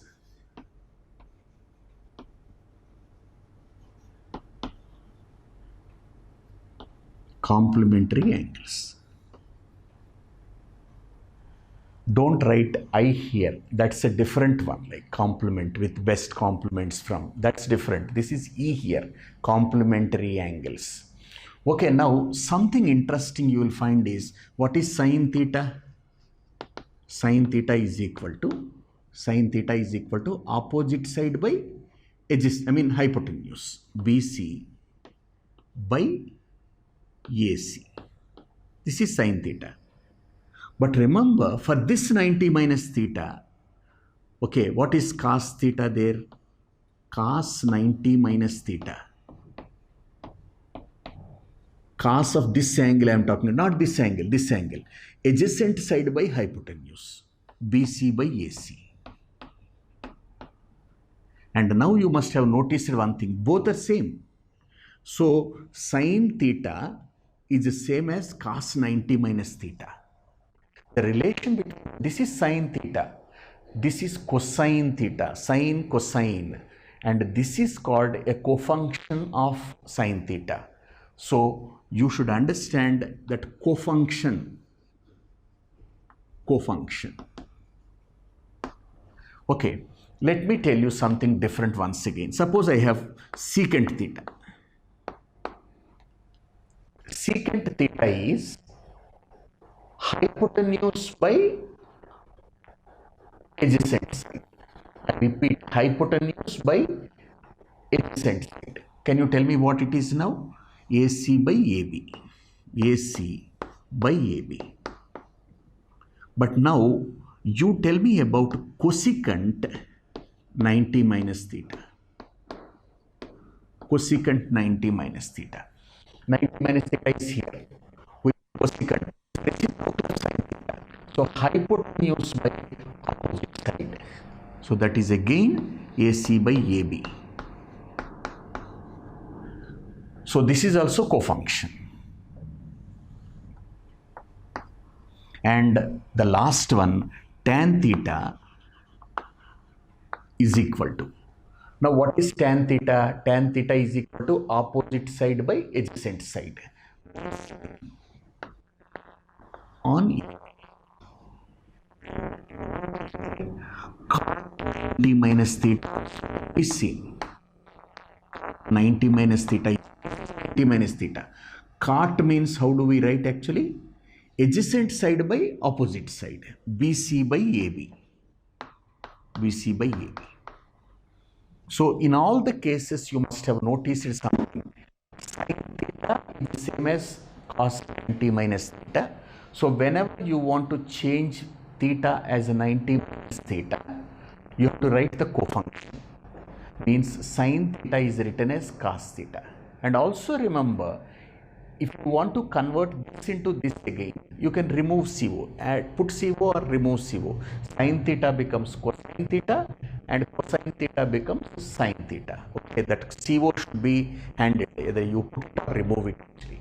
I just write the, no, like suppose this is given to you, sine of 90 minus theta. But I just want to write that as a theta because complementary angle of this one is here. Sine theta, what is the cofunction of that? There is no CO here, put it now. So it becomes cosine theta or cos theta. And say you have cos 90 minus theta and you want to write it as say simple theta. How do you do that?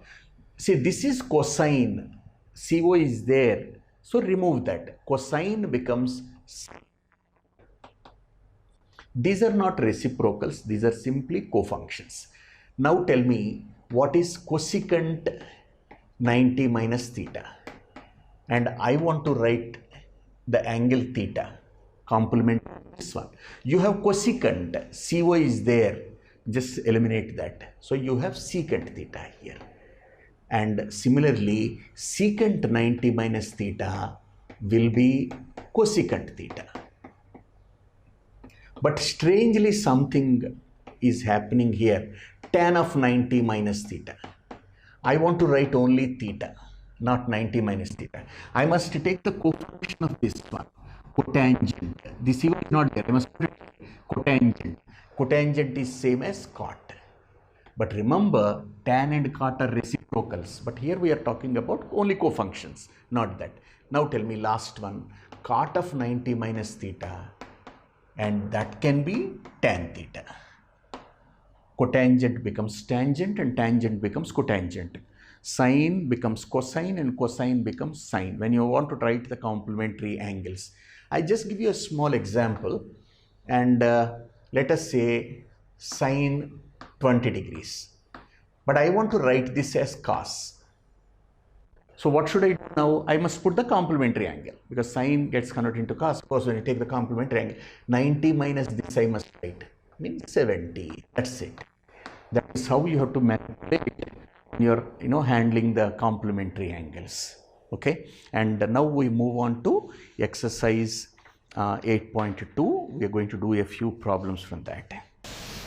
8.2 and 8.3, of course, are based on these values of trigonometric ratios. Now, these are simple substitutions, nothing difficult and all that. A few places he is asking you to compare, okay, the two expressions given.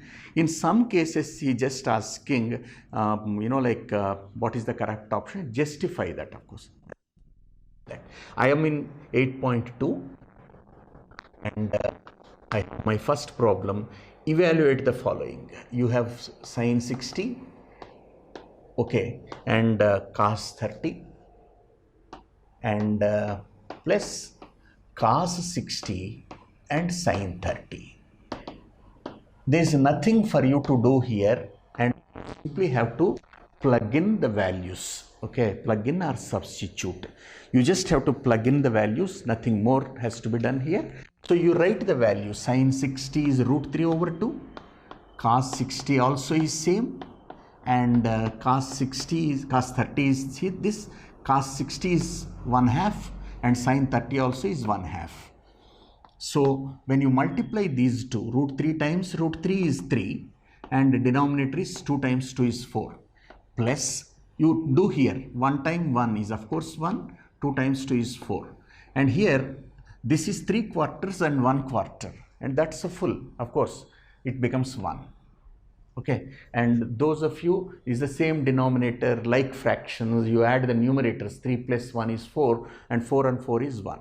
Okay, and this is a simple substitution. I have another bit, of course, which rather is a bit more complicated. Again substitution, 5 cos square 60 degrees and you have 4 secant square 30 degrees, 4 secant square 30 degrees and minus tan square 45 degrees by sine square 30 plus cos square 30. Sine square 30 degrees plus cos square 30 degrees. So this is an easy one, and just to substitute the values. 5 cos 60 value is half and that must be squared, plus 4.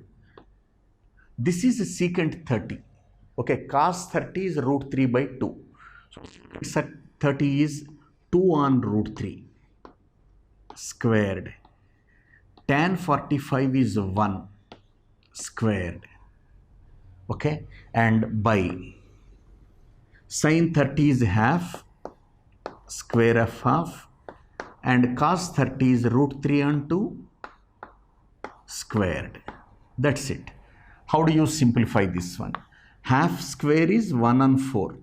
1 by 2 times 1 by 2. 1 on 4. 5 times that means 5 on 4.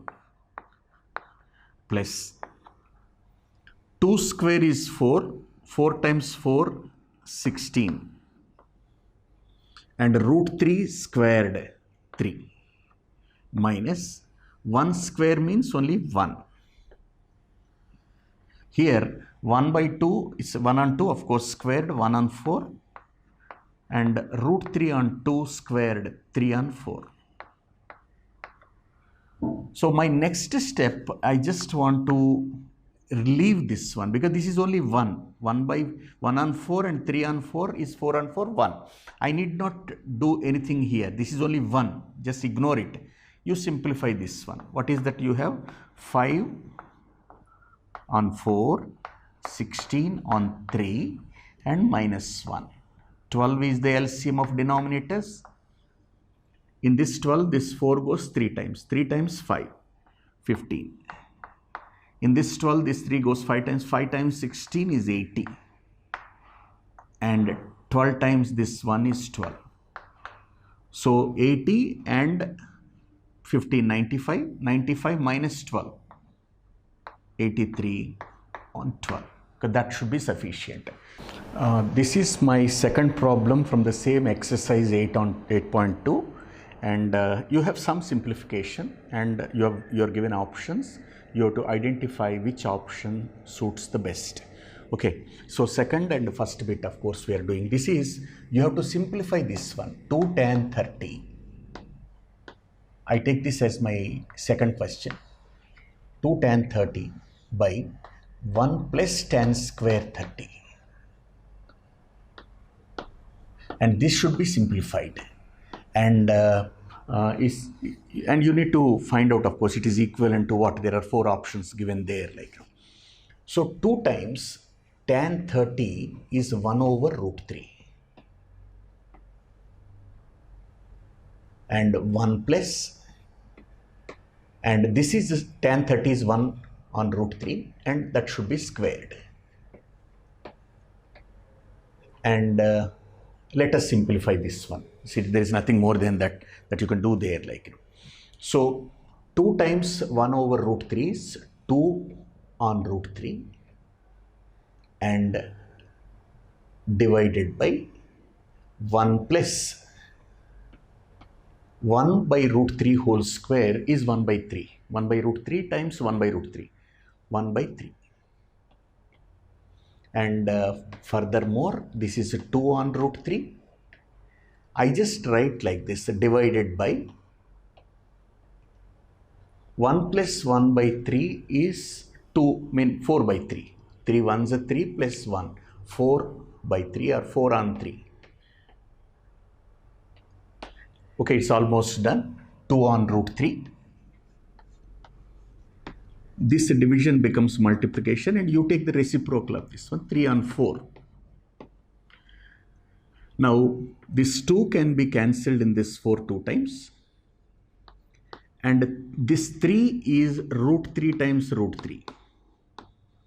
And in the denominator, you have root 3 times 2. So your answer is root 3 times 2. And in the options given, this is sine of 60 degrees. Options are given. Out of that, the one that suits is sine 60. Okay, and this is the second one, and there are 4 multiple choice items which you can easily do.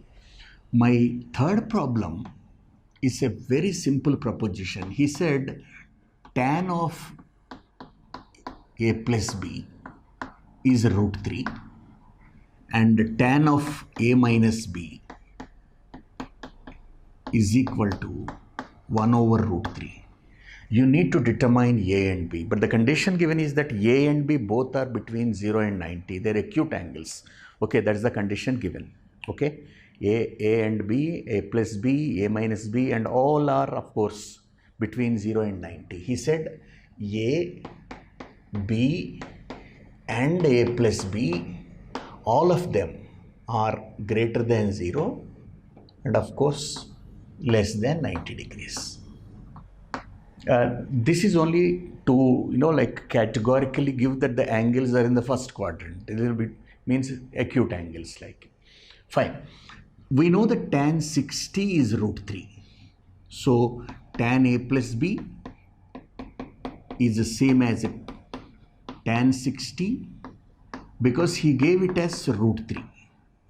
Similarly, the second statement, he gave that tan of a minus b is 1 over root 3. He gave this one, but I know that tan 30 is 1 by root 3. So if you watch these two, we understand that a plus b is 60 degrees and a minus b is 30 degrees. This is a pair of linear equations. You just have to solve them. Okay, so when you have equation 1 and equation 2, when you add them, this plus b and minus b, they go, and a twice a is 60 plus 30, 90. So 2 times my a is 90 degrees, which implies that angle A has got a measure of 45 degrees. A and B, when I add, I am getting 60. I know that A is 45, so this must be 15, because 45 plus 15 is a 60. And if A is 45, it also implies something more, that B is equal to 15 degrees. That's it. And you also have noticed that sum of these two, 45 plus 60, is less than 90 degrees. Of course, it's not going beyond 90. And the question always comes, of course, what happens if it goes more than 90? Because tan of that angle which is more than 90, because it's going into the second quadrant, and that becomes negative. Okay, but you are not given any negative value here, hence all the angles are related to only for the first quadrant actually. Anyway, fine. And there are some statements given here, and you just have to justify your answer and state whether they are true or false. Now, one of them is sine A plus B, okay, is sine A plus sine B. Does it, like work out like that, or okay? Now, he is giving that sine of A plus B. Can this be sine A plus sine B?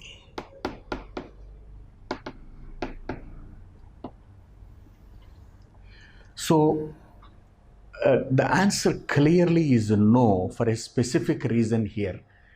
If we know that sine 30 plus sine 60 is the same as sine 60 plus 30, why did we calculate sine 90 separately? Because it's meaningless. When you know sine 30 and sine 60, you could have added and you would have got sine 90, Okay, so we didn't do that. So therefore, this doesn't work out. Whenever you have to disprove a statement, the best thing perhaps you can do is give an example and show that it is false. One example is enough.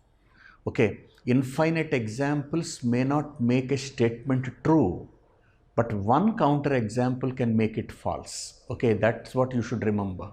I just take, say, put A is equal to, say, 30 degrees and B is equal to 60 degrees. So what is the sine A plus sine B? Sine A plus sine B, on the right hand side, you have sine 30 plus sine 60. And sine 30 is half, sine 60 is root 3 over 2. So your answer is root 3 plus 1 over 2.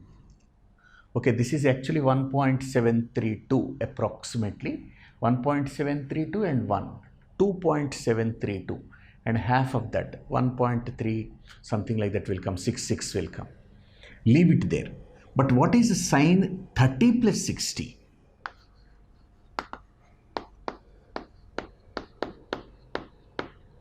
Okay, I'm trying to find out sine A plus B. This is sine 90 and it is 1. And this are different. Okay, so therefore sine of A plus B is not sine A plus sine B, sine A plus sine B.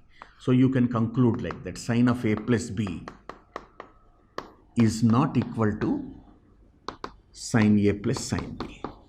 We have taken one example. Anyway, we are pretty sure that it doesn't happen. Therefore, we have taken just one example. We proved it wrong. You must hear this statement very well. If you want to prove it is wrong, one example is enough. But if you want to prove it's right, you may take infinite example, but still your statement may be a wrong statement. I want to give you one example for that. Okay, so that this is important when you are proving statements. Okay, and say there is one statement, let us say, any number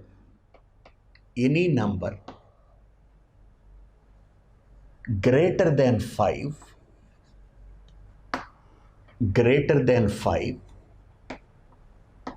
is odd. Okay, so this is a statement given to you. Any number which is greater than 5 is an odd number. But now to say this statement true means to prove it. I can give infinite examples. To prove it's right, I can give infinite examples. I can say 7 is greater than 5 or 9 is greater than 11, 13, 17 and so on. I have infinite numbers which stand as examples to make the statement true. But one example is enough to say it is false. How about 6? How about 6? 6 is greater than 5, but it's not odd, it's even. So 6 is greater than 5,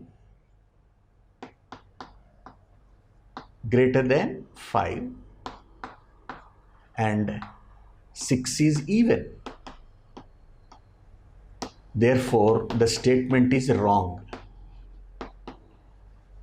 Okay, and this, you should understand well.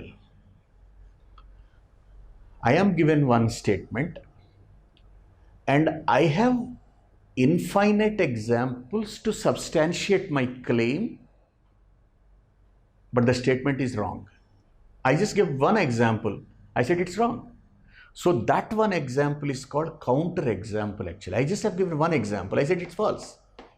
So to say it is false, one example is enough.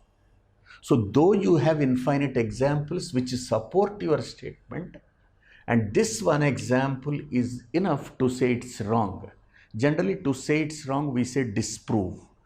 Proof may need infinite examples, but disproof can be done with one example, counter example, that is sufficient. Okay, and that point is important when you are talking about the logic in mathematics. What is essential is that one example is enough. I can say it's wrong, and I need not have 100 examples to say it's right. 100 examples or infinite examples may not make a statement true, but one example is enough to say it's wrong. Okay, so that is the logic in mathematics you should understand, and we go further now. And the value of sine theta between 0 and 90 degrees, it increases. Sine 0 is 0, sine 90 is 1. Gradually you find an increase there. The value of cos theta decreases because cos 0 is 1. Okay, and sine and cos we are saying like this, sine theta. And you said minimum 0 and maximum 1. Okay, and therefore it is increasing. But when you took cos theta, it's different. It started with 1 and ended at 0. And therefore, sine theta value increases as the angle increases, and cos theta value decreases as the angle increases, because this is 0 degrees and this is 90 degrees. And as the angle increases, and sine theta is increasing. Okay, and this cos theta value decreases actually. So as the value of the angle is increasing from 0 to 90, sine theta value is increasing, but cos theta value is decreasing. That is another observation which is rather important. Now 8.3, we do a few problems based on the complementary angles. Okay, if we can do that, I think we'll be left with only 8.4. Let us start now. 8.3, and this has got very few problems, and let us start.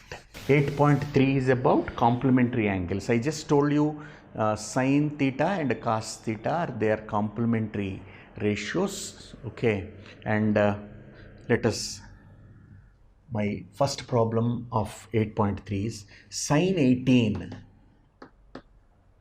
by cos 72. Okay, so let us keep the numerator same. Okay, because it's a small angle 18 degrees, let it be same. But let us say I want to convert this cos into sine. Cosine, I want to make it sine. Cofunctions, you should remember that. Cosine, I want to convert this into sine. and then I should write the complementary angle. 90 minus this I should write. 90 minus 72. If you want to convert cos into sine or sine into cos, you have to write the complementary angle. 90 minus 72. So this remains the same. Numerator is not disturbed. And the denominator, you watch it carefully, that is also sine 18. Hence your 90 minus 72 is 18. So these two are same. Answer is 1. Okay, this is the basic simplification here. Now, I have another problem, you see. Cos 48 but sine 42. Now you put both of them in the same like ratio, you using the same ratio. Either you can write the sine here or you can write cos here. Doesn't make much of a difference. Anyway, fine. I want to write this cosine as a sine. When you write cosine as a sine, you should take the complementary of this 48. 90 minus 48 you must write. And this you don't disturb. Minus sine 42. My next step is sine. 90 minus 48 is 42. And you have minus sine 42 here. And eventually, sine 42 minus sine 42 is 0. Okay, when you convert one of them into the other one, like cosine as a sine when you're writing, you can resolve it, okay? And that's an easy proposition. Now, look at this third problem. Tan 48, this seems to be, and tan 23,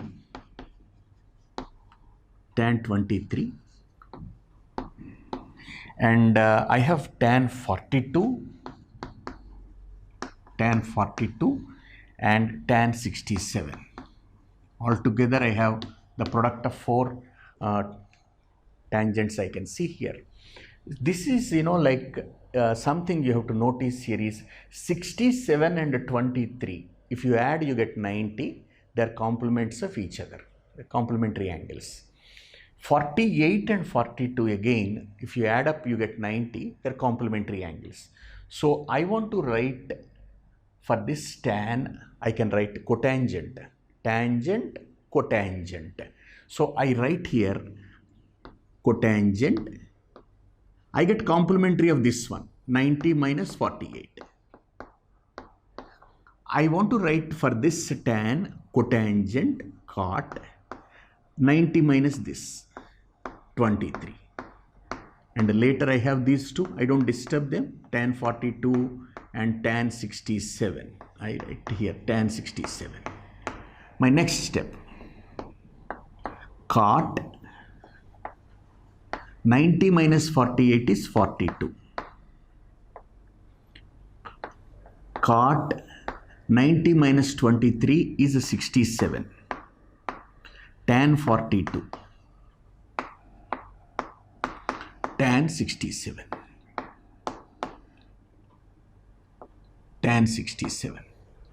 Now, the product is 1 because cot 47 and tan 40, cot 67 and tan 67, if you multiply, they are reciprocals of each other. Product is 1.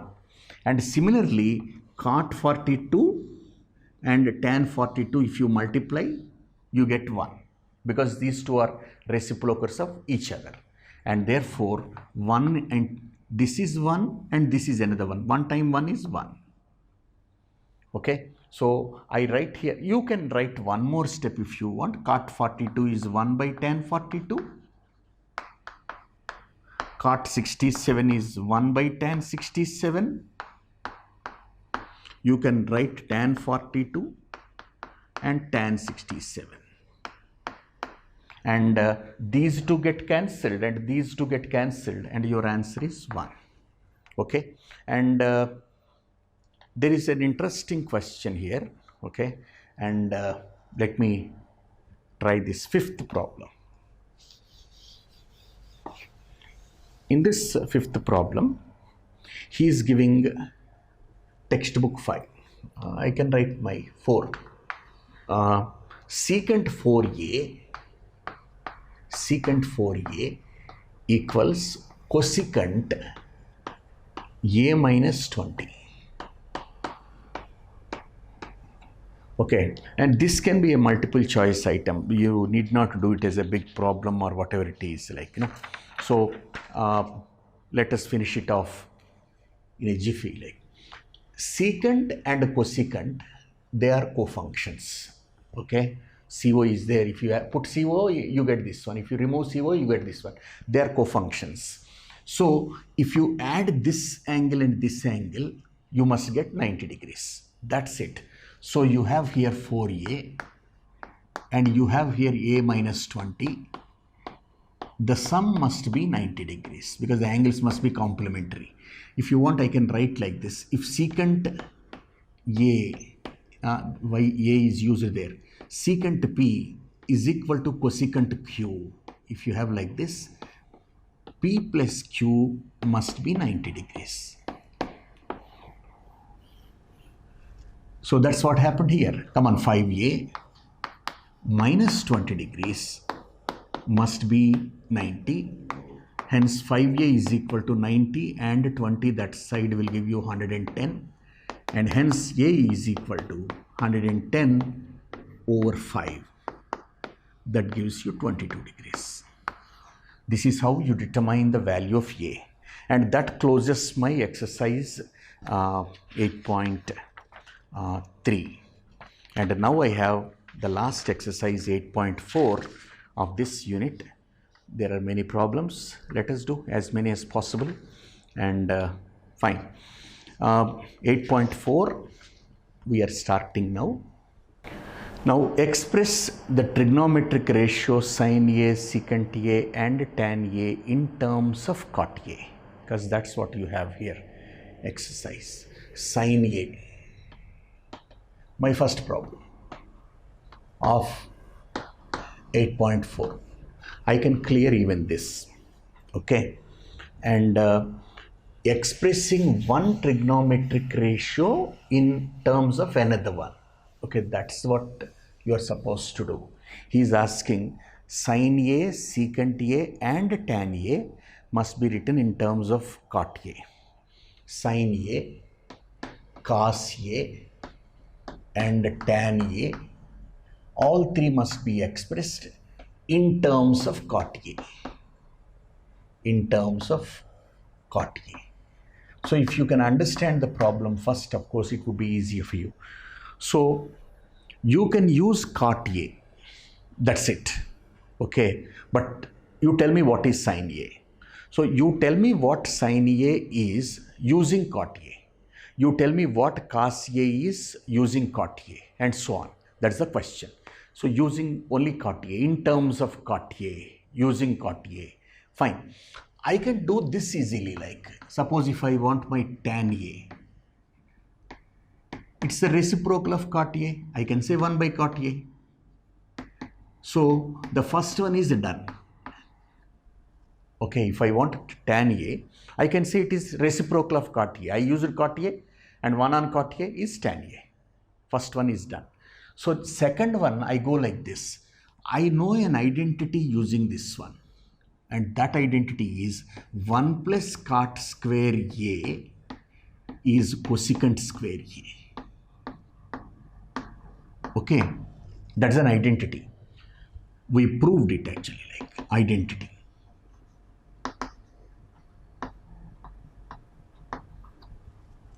Now, I can find out cosecant A in terms of cot A. Okay. If cosecant A can be found, sine A is not different. It is only the reciprocal of that. So let me use this statement and write cosecant square A is equal to 1 plus cot square A. I changed the sides, nothing more than that. So it implies my cosecant A, I should find the square root on the other side also. Root over 1 plus cot square A.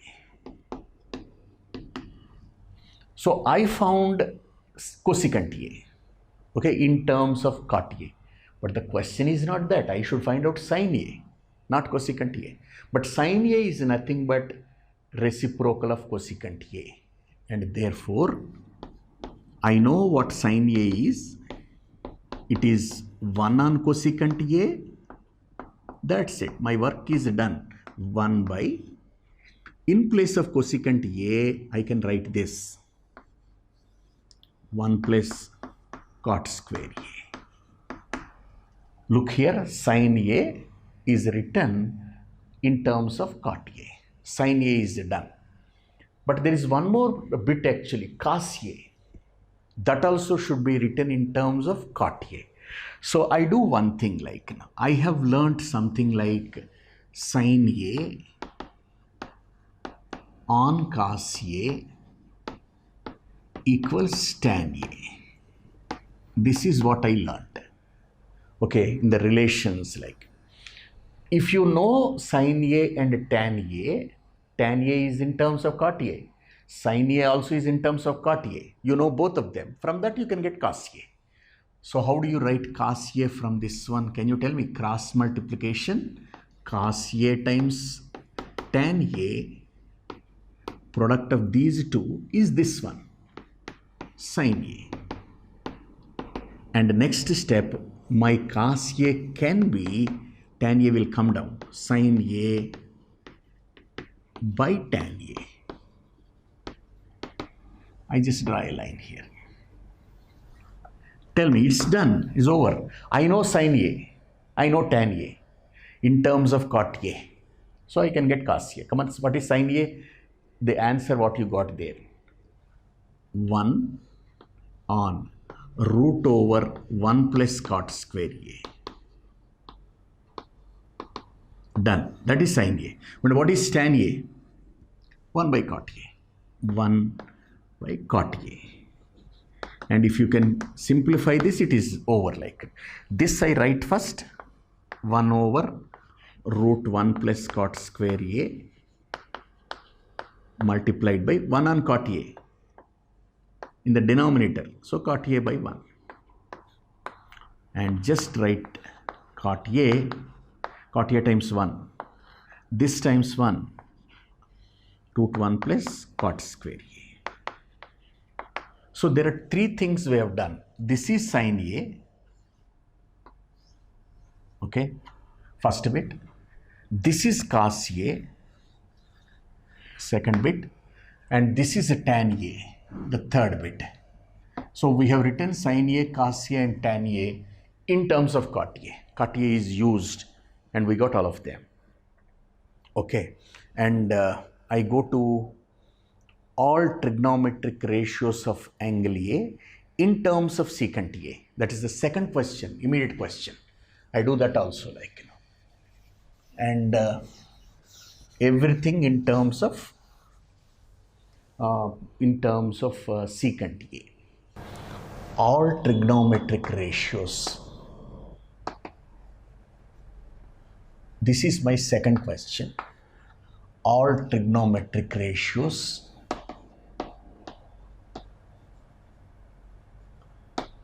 in terms of secant A. Means use only secant A and tell me every other ratio other than that secant A. You tell me about what is sine A, cos A, tan A, okay, cosecant A and cot A. Okay, secant A is already, of course, all other ones should be written in terms of secant A. I can write easily, I am given secant A, remember that, only secant A is given. All should be written in terms of secant A. First I know the reciprocal. Cos A, if I want, it is nothing but 1 by secant A. 1 I have got, simply reciprocal, because cos A times secant A is always 1. So cos A is nothing but 1 over secant A, 1 on secant A. Okay, first one I got. But this is not enough. I want all the other ratios. We'll go to sine. I have an identity. Sine square A plus cos square A is always 1. And this is an identity. Means if I know cos A, I can find out sine A. This is, it connects both of them. So sine square A, which I need to find out, sine A, cos square A, square this one, because cos A is this one, cos square A, square this one, 1 over secant square A is equal to, cos square A is this one, 1. And now my sine square A is equal to 1. This fraction you take it to that side. 1 over secant square A. Next step, secant square A times 1 minus 1. Secant square A minus 1 by secant square A. And this is my sine square A. From this, like taking roots on either side of the equation, I get sine A is equal to, I can find the square root of this one, because root over this, root over secant square A minus 1. But of course, secant square A can be written, root means secant A. So I got sine A, I got cos A. Cos A and sine A are written in terms of secant A. That's not the end of the story. I need to do tan A. I need to do tan A. Let us understand one thing. You have a formula, an identity, 1 plus tan square A is secant square A. And if you want tan square A, secant square A minus 1. Secant square A, this 1 is taken to this side. And hence tan A is equal to root over this. Root over secant square A minus 1. This is the third one. Work is almost done. The rest of them, of course, you can manage. Sine A reciprocal is cosecant A. So if I want cosecant A, reciprocal of this one. This you write on the top, this down. Come on, secant A by root over secant square A minus 1. What have I got? Cosecant A I got. That's it. Means if one of them is given, you have 5 more. Have you got all the 5? 1, 2, 3, 4. There is a last one left, cot A. Cot A is nothing but 1 on tan A. Tan A you already got. Tan A is here. So I should take the reciprocal of this one. 1 on root over secant square A minus 1. And this is my last one. So you should understand every trigonometric ratio can be written in terms of all the other 5. Okay. So having done that, of course, there is a question, and choose the correct option. This is my 4th question in the exercise. 9 secant square A minus 9 tan square A. I'll just finish it off in one step. Okay. And second question is this. This is a very simple one. My third question, 9 secant square A minus 9 tan square A. And I take out 9 as a common factor. Secant square A minus tan square A. And secant square A minus tan square A is all the time 1. Answer is 9. A little bit of clarification. Since 1 plus tan square A is secant square A from your identity, and secant square A minus tan square A will be 1. That's what we did here. So secant square A minus tan square A, wherever you find it, you can write 1. So the answer is a simple 9.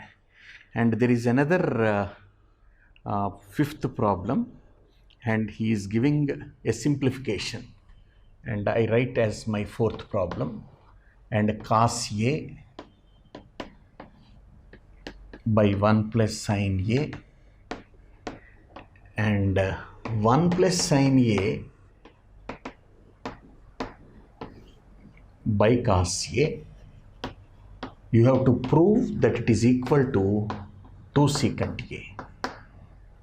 Okay, and It's just algebraic simplification, not much with trigonometry. Okay. Now, what can I do here? I can take the LCM of denominators and simplify it. Whenever you are trying to prove something, you should take only on the one side you should take. And you can simplify the second side. You can prove that both of them are same. Or you start here and reach that one, because that would be easier for you. So you take left hand side. My LCM of denominators is this into this. So cos A multiplied by 1 plus sin A. This is the LCM of the denominators. Now in this product, 1 plus sin A goes how many times? In this product, 1 plus sin A goes cos A times. In this product, 1 plus sin A goes cos A times. Cos A into cos A. So you have cos square A. Fine. Next step. In this product, cos A goes how many times? Means take off this cos A. In this product, cos A goes how many times? 1 plus sin A times. 1 plus sin A into, you have another 1 plus sin A. So 1 plus sin A whole square. That's it. My next step is much simpler than this, cos square A. Okay. And this is like A plus B whole square. A square, 1 ones are 1. B square, sin A into sin A, sin square A, plus 2 into 1 into sin A, 2 sin A, by denominator I don't want to disturb, leave it like that, cos A times 1 plus sin A. Look at the numerator, if it can be simplified, sin square A plus cos square A is all the time 1. Sin square A plus cos square A is 1. There is another 1 here. So that gives me 2. I have only this term left, 2 sin A. By, write down this, cos A times 1 plus sin A. The next one. You can take out 2 as a common factor from these two. 2 times 1 is 2. 2 times sin A, 2 sin A. And in the denominator you have cos A times 1 plus sin A. And this can go, and 2, and the denominator cos A, if you want to write it in the numerator, becomes secant A. That's the end of the story. You got right hand side, of course. So here we used 1 or 2 trigonometric identities, absolutely nothing more than that. Okay, and that is our exercise 8.4. And let me do, I think one more sum makes sense here, like, you know, I take 6th bit. My 6th bit is root 1 plus sin A on 1 minus sin A. This equals secant A plus tan A. Okay, and I do 2 more bits from this one to close it. Fine. Let us take up this one. I take LHS, root over, I have 1 plus sin A by 1 minus sin A. This is what I have.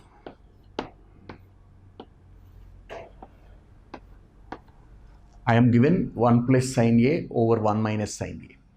If I am having 1 minus sin A, I want to multiply it with 1 plus sin A. I tell you the advantage of that.